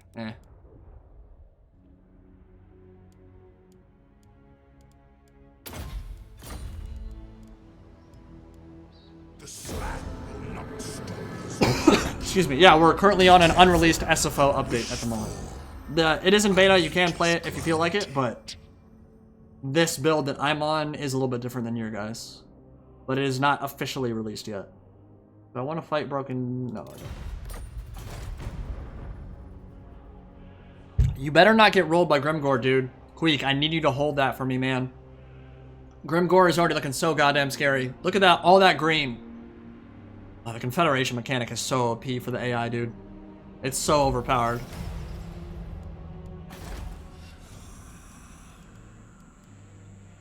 That's expensive.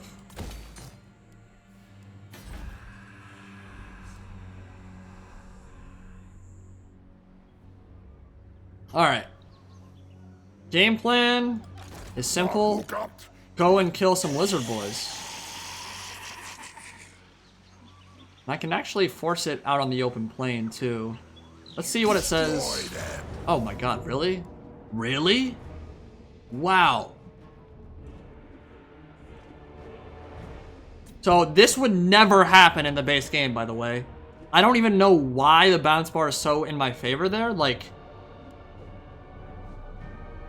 I mean, I'll take it, but holy god. That's weird.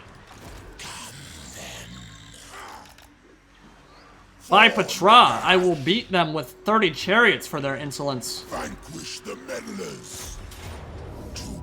Like, yeah, why would I not auto-resolve that? Like, that could have been a fun battle, but... like, I can get out of that for free? And my Cryptors get silver chevs and 250 kills? Yeah, I'll take it. Oh my god, that gave me so much money, too. Ooh, yes. Oh. Canopic jars, public order, income. Oh! We're rich now, boys! And Arkhan just unleashed his forbidden rod.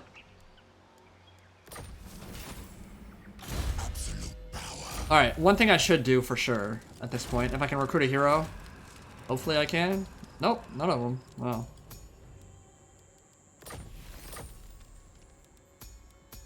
That'll raise those caps, which I can do here. Oh, I can do that for how much? 2,600. 200, yeah. I need to send a hero over to the Black Tower of Arkhan, because doing that quest chain will not happen in this stream. Definitely not, but it would set me up, and it's an item I want for sure. I mean, we're looking pretty strong right now, dude.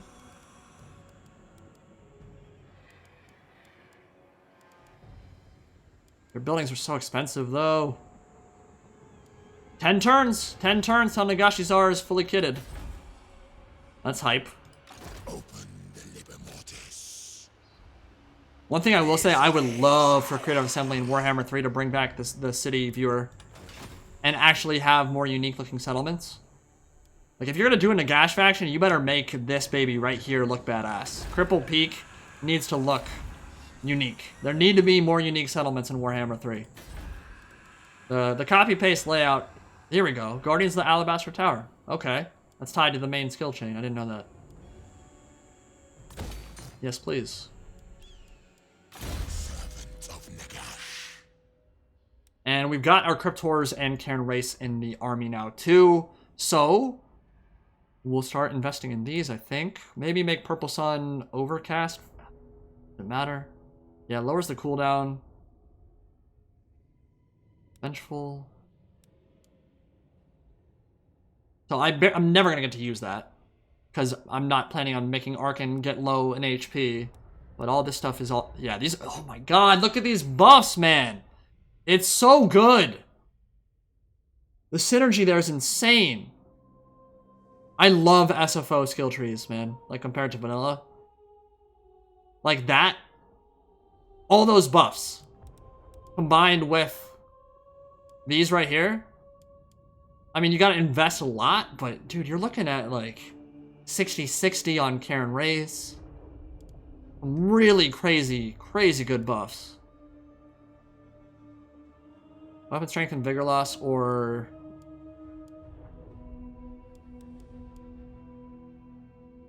magic resist is also super good too, so people can't bypass the physical resist as much. And speed. We're gonna have more spectral units than Cryptors, I think, so maybe we go for this.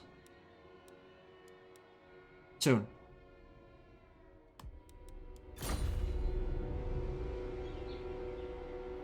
I have no idea how to say that name, Turbo Threats.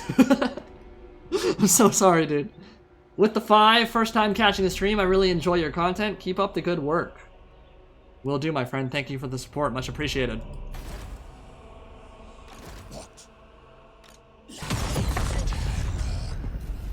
Fortune favors the infamous. Alright, I'm trusting you. I'm trusting you, Venerus. I'm investing more in training. We'll see if it's worth it. In Teotihuacan, what do I need? Growth.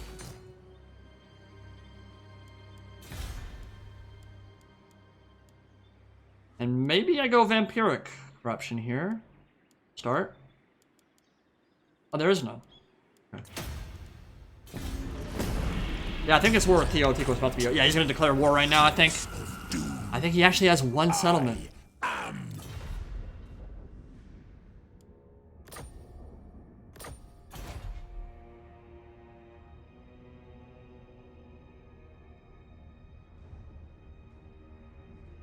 Turbulence, there you go. Sorry. Yeah, that makes sense. That's a word, right? At 30,000 feet, no one can hear you scream.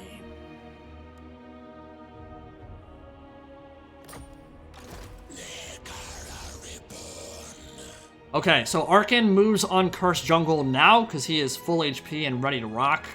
Let's hit that before. Oh, never mind. Oh, skinks. Okay. Alright then.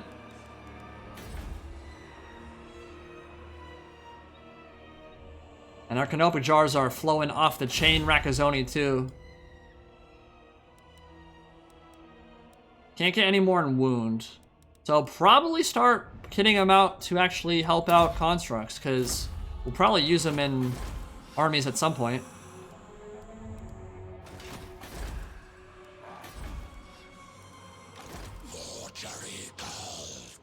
Entomb Beneath the Sands is 50%, I think. No, 20, wait. Yeah, 50. Alright, next turn. Right, so what do I need to do? Another casket? I could do that. But I think saving up for infrastructure at this point is probably more important. Definitely some more archers here.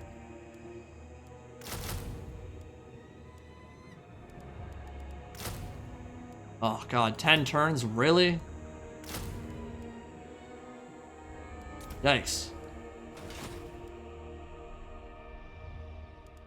I gotta get that global recruitment cap up too. It's so good with the Tomb Kings.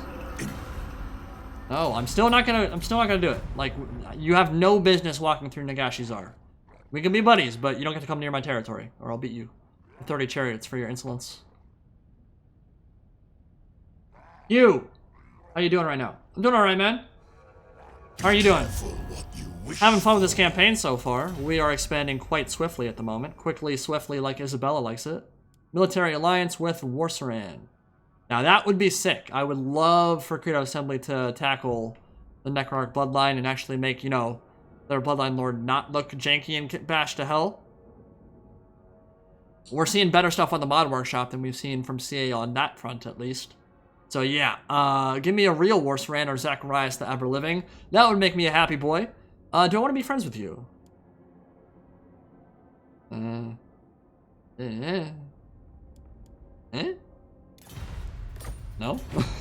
You don't really offer anything for me right now. That's the nice thing about being Arkhan, though. All the vamps love me. They're like, oh, you're second in command to Nagash himself? Let me give you a handy real quick. And I will accept it, because I am a gracious bone boy overlord. Yeah, we are racking in that dough right now. I think the game's gonna let me auto-resolve this one, too. I don't know if we're going to. We might fight it.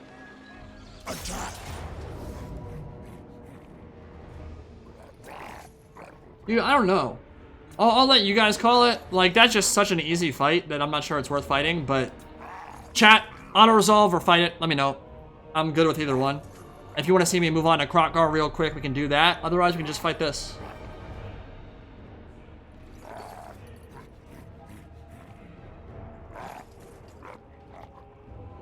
What is that maintenance skill that your lords have down in the right-hand corner? I'm not actually sure. I've seen that. I do not know what it does. I think that might be a placeholder thing for when the patch officially goes live, but I'm not sure what the actual point of it is.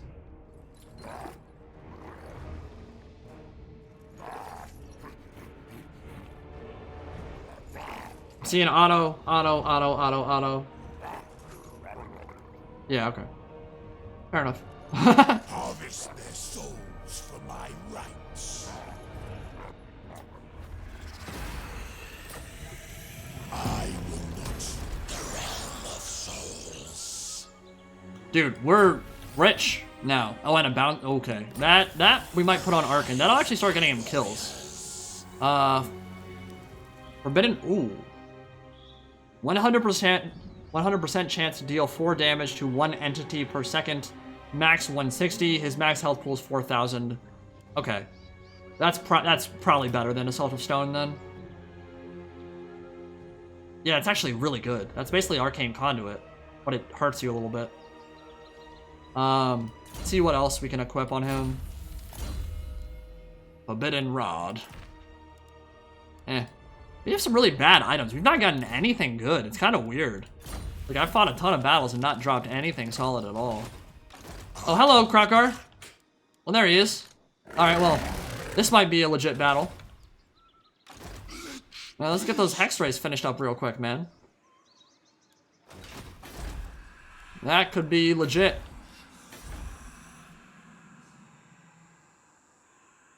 Ooh, Lamia's a 10... Oh, I didn't know it was 10 slot. That's really, really good.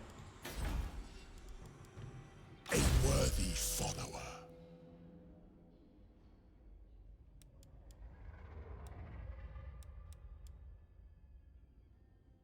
Been looking for this one for a while. Let's just do this finally.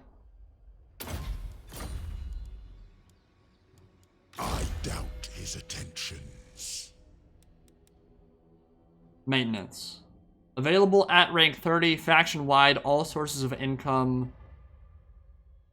What? What does that even... yeah, that looks like a placeholder to me. I have no idea what that means. I've not seen these. Oh, these are cool. Okay. Air Command Dominance gives you +6 melee attack in an AoE if you're winning combat. Or +6 melee defense. Okay. Well, for now, I'm kind of liking the, just make you really good at fighting thing. So let's get your melee attack or melee defense higher. No, let's invest more in, yeah, let's get Desert Strike soon.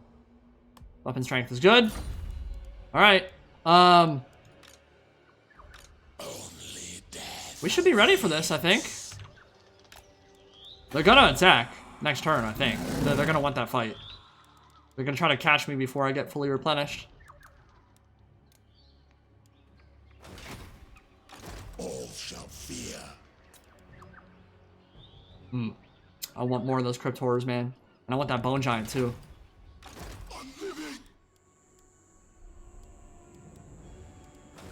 Okay. Let's see what they do.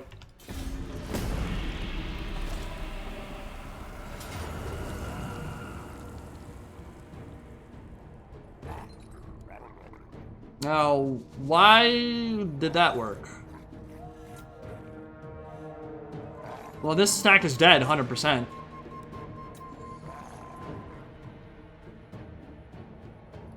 Why was I not able to reinforce?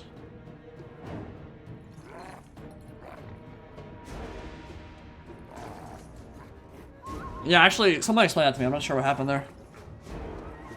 Arkhan's right there. He should be able to reinforce.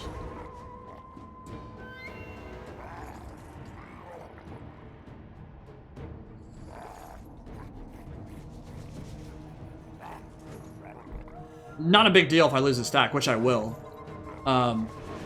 But it still sucks. Like, I'd rather it not happen. Huh.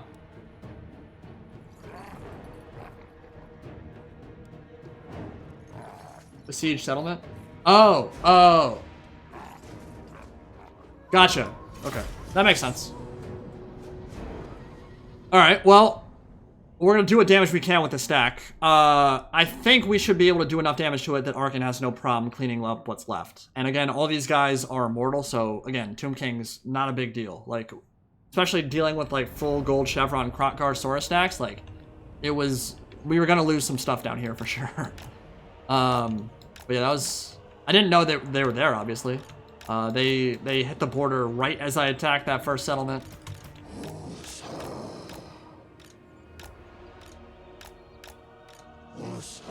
So what's, yeah, we've got Pendulum. Okay, so game plan here is actually really simple.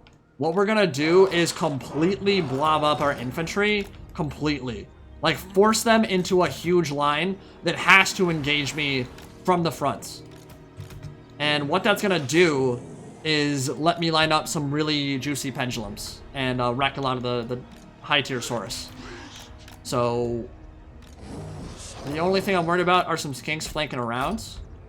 Our front line will buckle pretty quick, but if we throw poison in there and the Tomb Prince, we might be okay for a while.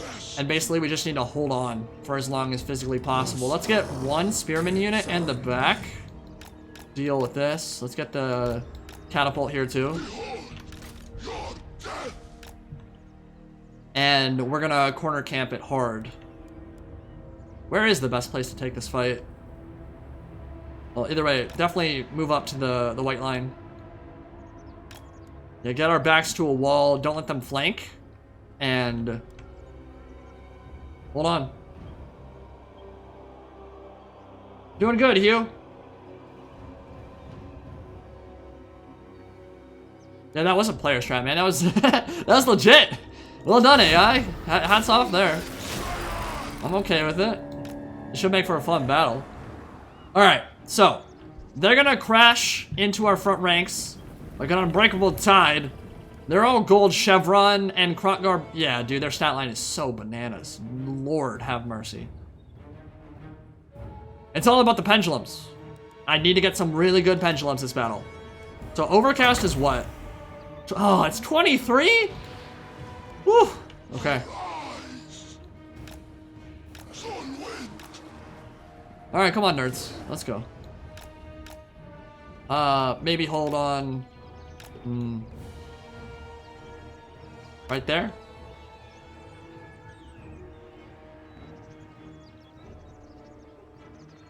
Get our back to a wall. We'll have full winds of magic. So as long as Pendulum isn't a super long cooldown, which it might be. Ah, it's 101 seconds! Okay, we'll need to make sure we land a really good one then.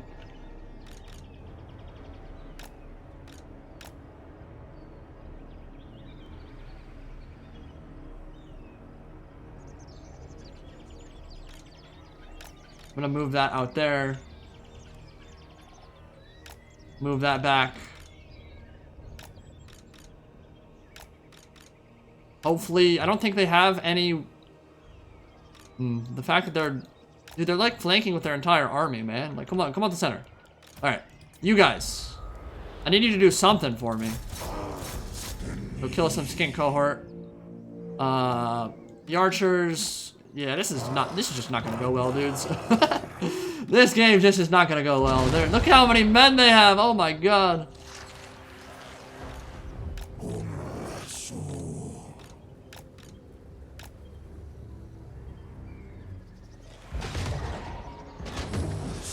Hopefully we can kill some source with those pendulums. As soon as I cast my first, we'll catch the Power Stone with some Melkoths, but Hrothgar's coming up on his... Look at that stat line, man! So inspirational. Alright, well, he might be able to do something here. He's got 74 melee defense. He has... Oh! Oh! Oh, you dick! He has Hand of the Gods. Oh, you massive dick. Not nice.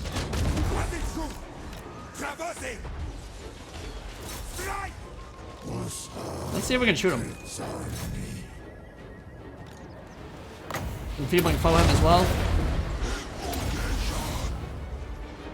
It'd be great if we get some good focus fire on him. Oh my god, he's gonna butcher me. He's gonna butcher me, man. Saurus, close into melee so I can actually do some casting on you, please. Yeah, he's got... Oh, he's enfeebling foes, so it makes it easier to take a duel right now, but... Jesus. You gotta move him back. Kilosaurus. They're not attacking from the front. They're flanking me hard.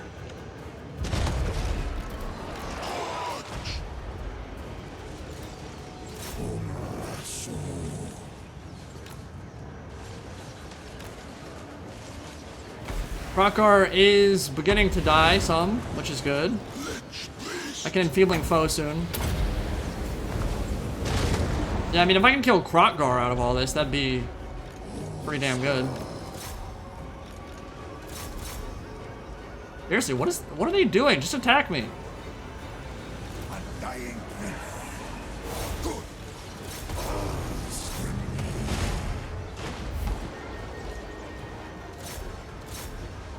Yeah, he's scary, man. And all this is gonna melt soon, too.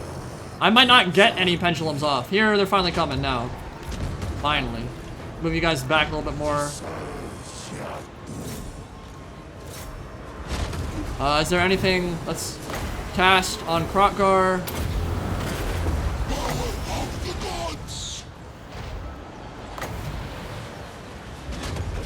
Yeah, the AI's not taking this bait. Jesus Christ, man. He did that in melee.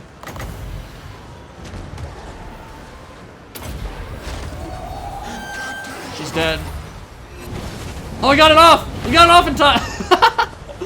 Dude! Hrothgar is brutal. Alright. Well, that's a dead army. When he's got 92, 676, that's a problem. Okay. We know what to expect. Didn't do anywhere near as much damage to them as I wanted. But, yeah, he deleted my lord in 2 casts. That was, pretty impressive. Well played there, buddy. Okay. Yikes.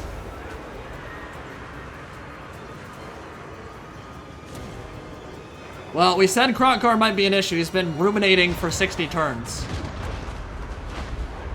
Arkhan might be in trouble, to be honest. Maybe a little bit. I don't know. It depends on the battle we fight in. I should be able to kill Hrothgar easily, but the rest of this army is just so scary. We'll try to do what damage we can with the Ushabti. Dude, look at that stat line. Honestly, I didn't think he could cast it when he was in a melee like that. They finally blobbed up, but after they killed my lord, like the AI playing so good. Too good. I could have gotten so many kills with pendulums there.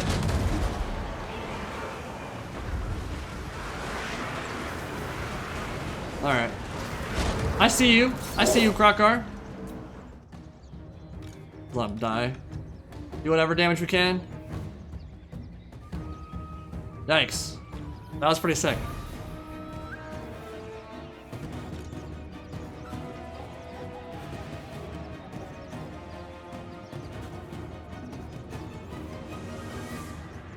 No, I couldn't get another one, dude. I got the one and that was it. Okay. Yeah, we didn't do much damage to them at all. Gold Shavsaurus, man. That's a problem. Now, we will have a second stack coming in pretty soon, but they're maybe 4 turns away.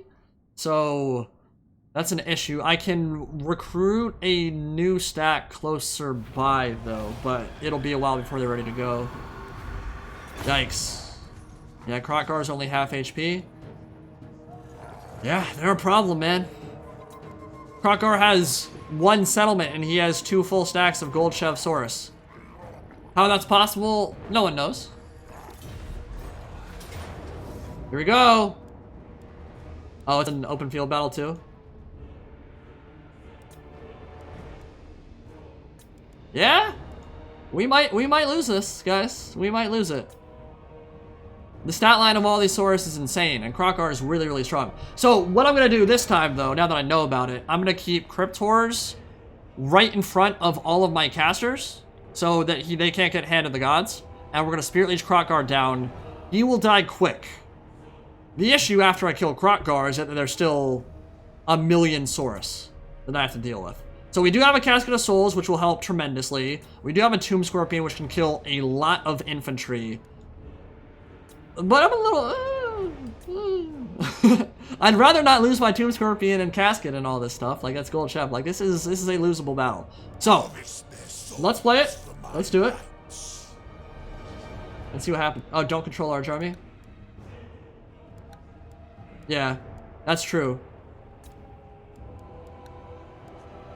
Yeah, we can make it so it's 1 stack versus 1 stack to start.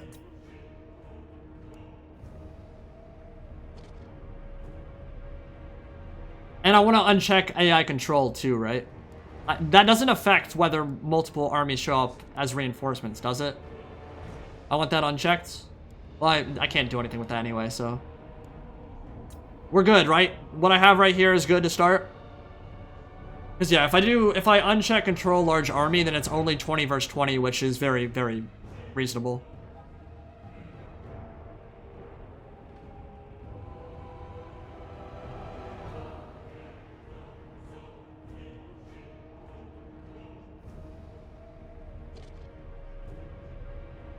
As soon as I see chat, I'll start it.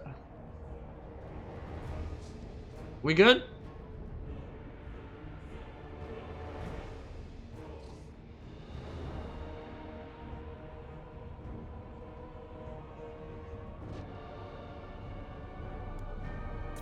I don't know if it's too grim. I think because you can deal with the army 1 at a time.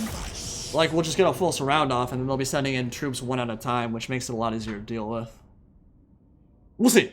I think it's possible to lose for sure. The biggest thing I have to remember now is 1, Krokgar can cast Hand of the Gods while he's in melee, which is scary. Oh, the map's pretty small too. Ugh. I did not want to play on this map.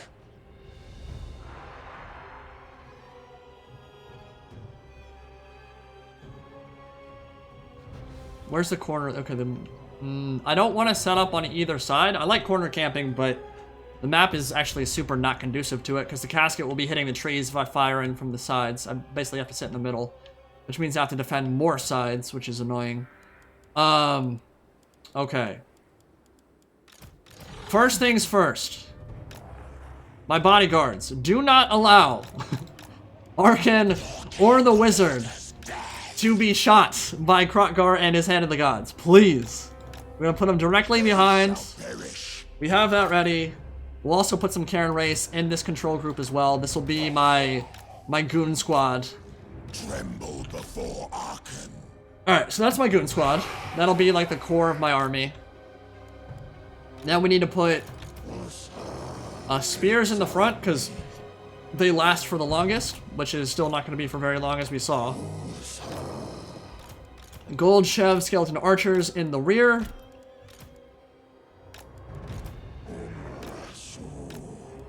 We're gonna put Nakar warriors right here in the center. Definitely get multiple units like locked up together. Grave Guard too. Tomb Scorpion right up there as well. Gotta be careful with him because Krogar can mess him up pretty bad. So maybe I keep him with the blob in the center. Casket for sure needs to be back here. This army's not looking as impressive at the moment. Hellbats to run off routing stuff. Separate control group for them. And where is the... Okay, the edge is right here. So I could actually just back this up as well. That's probably the game plan. Yeah, we'll back them up to the edge of the map. Fell bats. Alright. What's first priority that I need to kill? Saurus. All these Saurus. Gold and silver Chev Saurus. Arkhan the Black. Do it.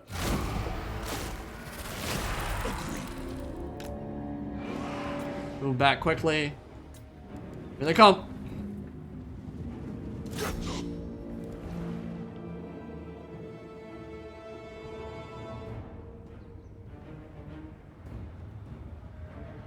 Did they not have his 20 stack with Krogar?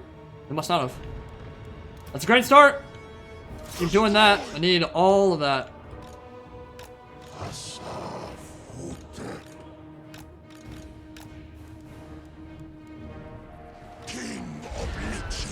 Yeah, you're a douche. You're a douche, Krogar. You're an effing douche. The gen sniping mother trucker, man. Yeah, I hope you like that one. You wiener. That's hilarious.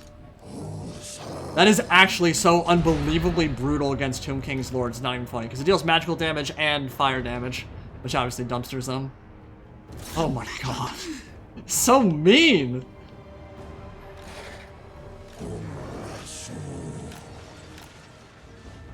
Alright, archers, your own control group here. Cascade your own control group, and let's shoot the unshielded Saurus on the way in. Alright, Arkhan, you're gonna Spirit Leech you, and you guys can just go in and kill him. Alright? Don't you dare run away. I'm just gonna kill you. Arcane Conduit.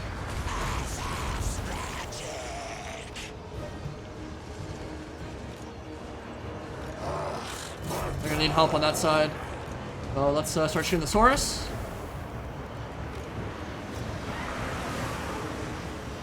Alright, let's pull back.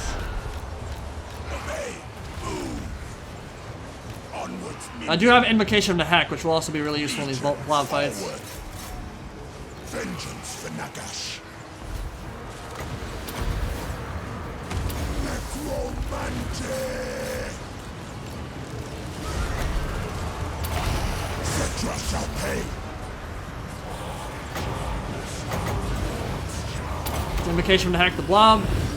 Let's kill the Crosscore Ancient. Casket, keep firing. The Saurus. They're gonna break me on the left side here. Dude, my camera rays are getting murdered. What the hell?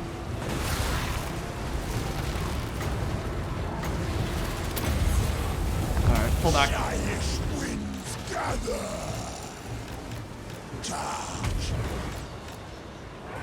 I need to shoot that side quickly. Yeah, my backline's gonna crumble. Dude, this is gonna be really hard. How's my Tomb Scorpion doing? Alright. Let's come back. Let's push you forward. Krogar routed. That's good. Come back, please.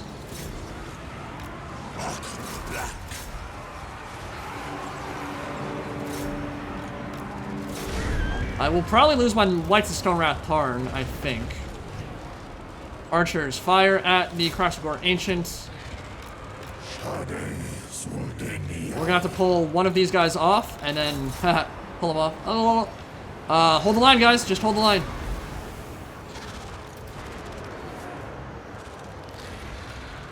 Not been an amazing start. I should kill the caster if I can.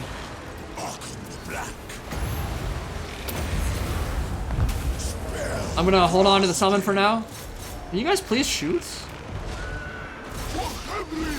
And let's go. I don't know if I should save for heals or what. Alright, Ancient's gonna die. Good.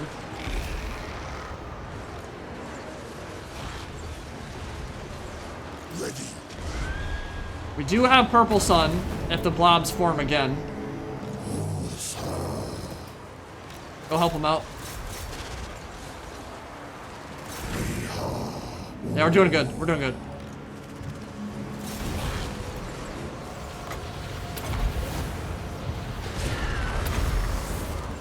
Oh, beautiful. Okay. Mass route in the center and on the right flank. Hold on to the Ushabti summon for now. The Chiron Race and the Cryptors are doing so much work for me. Run down as many as we can. We forgot about our fell bats. Back. Let's hold on to our ammo. Not, yeah, we're shooting randomly too much. Basket, turn off fire at will on you as well. Alright, come on back. Let's deal with the stuff in the center. And then where the fell bats at? Oh my god, please just die forever, Krokar.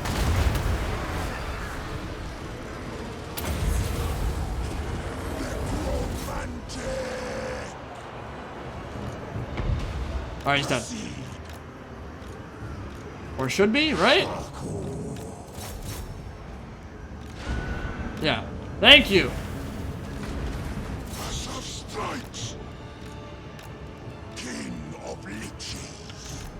The terror's really helping me out a lot right now. But here comes the second army. A lot of stuff gonna be coming in. Let's maybe group up for an invocation to Hex soon. And definitely an arcane conduit. All of you back.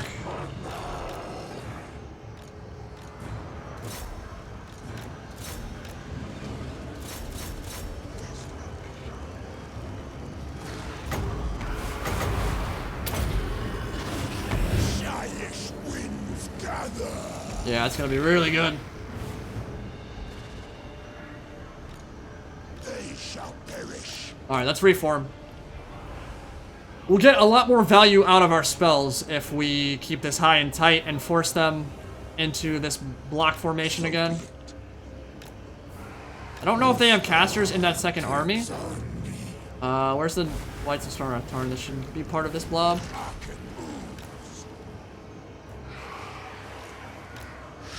That is worth shooting for sure.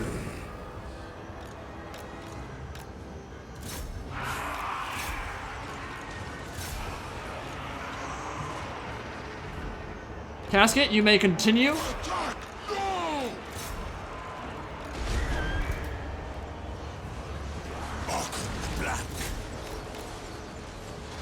Let's go guard mode with everything so they don't chase off.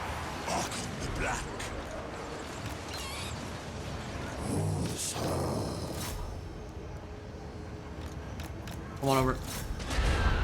Nice, dude. This is working out really nicely. We still got a long ways to go because it's a full stack coming in. They'll be trickling in one by one, but been good so far.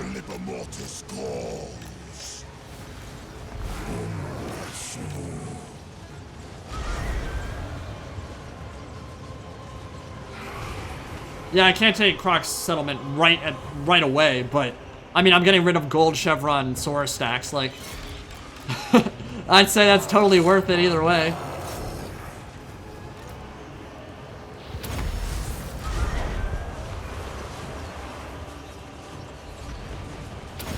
And I'll be able to recover from these losses much faster than he will be.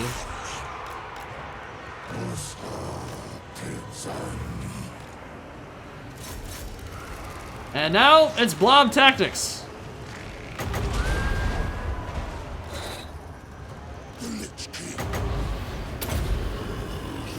I didn't even, oh my god, of course it didn't hit him.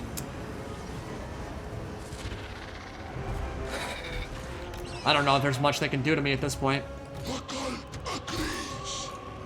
See, even Arkhan agrees. Alright, do not want my Tomb Scorpion fighting that far up. Forward. Attack.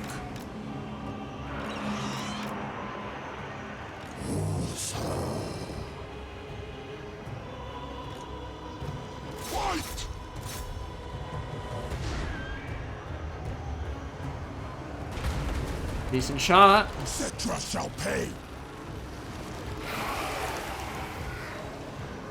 Dude, these Cryptors are amazing, man.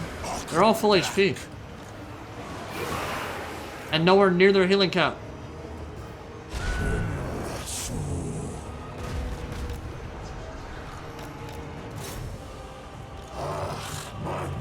I gotta be careful, they might try to flank me.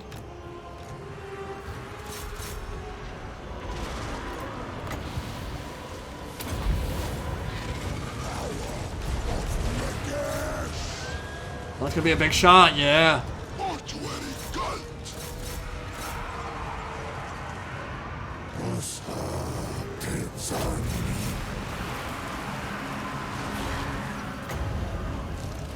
That's mass route. That was really fun. That's a little bit tense. I was a little bit nervous about that one, but this little HQ center right here, the Tomb Scorpion, the Karen Race, the Cryptors, they are a force to be reckoned with for sure. That was dope. And let's let our fell bats do some hunting now. And maybe heal up, definitely heal up our Knights of Stone Rat Tarn. What else needs healing? Maybe these 4.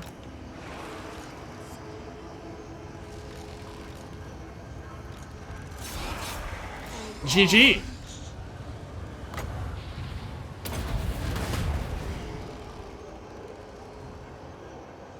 Arkhan the Black.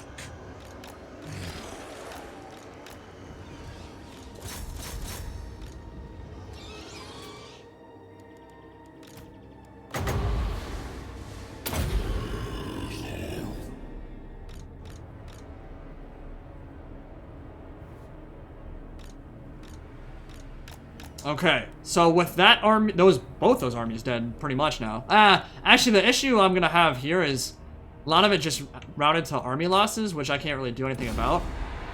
So they'll probably have more of that stack left than I would like to see remaining, but I can probably hunt them down and kill them, which is good. I just don't know if I'll be able to get aggressive and push on to his home province immediately. So I do have that stack in the southern part of Liberos that should be able to come in relatively soon. Yeah, I really didn't lose anything important there at all. It's all skellies. And 1 Nahakara warrior. So for sure, and I'll take 2,000 on top of that. Now we're at 20,000 gold almost. We rich. Well, real big timer came to the hood. Everything wood. And yeah, they're separated now. So they're easy pickings for sure. Oh, that first battle was so brutal, though. Jesus. Oh my god, that's super good. Plus 10 melee defense on Arkhan now? Yikes, that's really dope. Alright, so 2 turns or so until that's finished up. Maybe 3. And then they'll be coming in. What do I need? Probably just skellies at this point. Yeah, I think one of the best things about SFO is that you are not just encouraged, you have to use rank and file throughout the entire campaign with the unit caps selected. It makes it so much nicer and so much more interesting when you're using your faction's full kit and dealing with their inherent weaknesses as opposed to bringing like a full construct army where you basically can't lose any battles. You have to use Skeleton Spearmen and Warriors in this mod because you just don't have enough Tomb Guard slots until you have like 1,000,000 settlements for the cap to be high enough for it to matter. I think it's pretty cool. Okay. That was really fun. Now we're going to invest in the Karen Race, Crypt Ghouls, and all that tech up top, I think. So all this is all... This actually buffs everything, so it's probably smarter to hit these up first, honestly. Yeah, because that's literally every single vampiric unit gets buffed by this.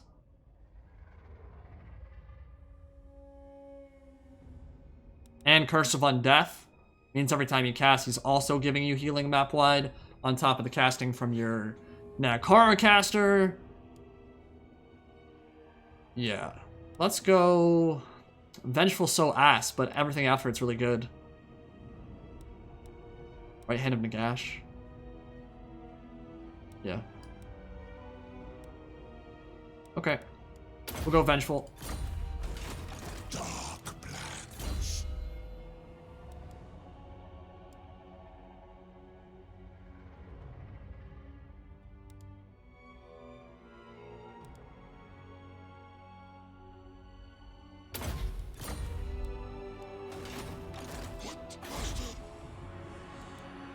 Looking good, guys. Looking pretty good. Oh, I can get his chariot? I must have missed that. You're right, it is level 14. Okay, we'll get that next turn then. Good call. Alright, well, I think that's honestly a decent endpoint. We're in a pretty strong position right now. We'll have 2 full stacks moving from Cursed Jungle down into Temple of Skulls. We have our home front moving towards tier 5 on Nagashi's R. I mean, our economy is popping off right now. So overall, things are going well. The only thing that would really scare me at this point is Grimgor and the Greenskins coming in and underwaying from Misty Mountain to Desolation of Nagash. I want to be able to get this stream up tonight. I'm going to dinner with a friend. Hopefully I'll be able to get it up after that. So I don't want to go any longer, because the longer the stream is, the more likely it is that it takes forever to process and get to HD. So we'll end it for here for now. I want to thank you guys for all the donations and support on stream today. Had a lot of fun with it, for sure, and I'm down to do some more, because I'm having a blast with SFO so far. So if you guys want to see more, please let me know. Big thank you to Redleg, Ark Royal, Atlas. Let me see if there's anyone else I missed. I know there are some super chats as well. But, and Jack X for the donations, and I hope you guys enjoyed it. And again, if you want to leave a comment on one of my videos, one of my more recent ones, saying, hey, I want to see X video about whatever, just drop it, and I will definitely take it into consideration, because I have been looking for, one, I want to branch out a little bit more. Like, as you guys know, I tried to do the Gears of War stream the other day. I will definitely be doing that again. I have a ton of sick gameplay on Gears. None of it will get good views simply because my channel's not built around Gears, but it's a series that's close and dear to my heart. So we'll be doing some Gear stuff for sure. Montage is actually in the works at the moment. A lot of cool gameplay coming on that front.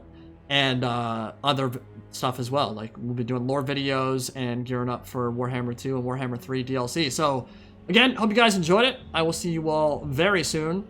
And peace out. A-Town.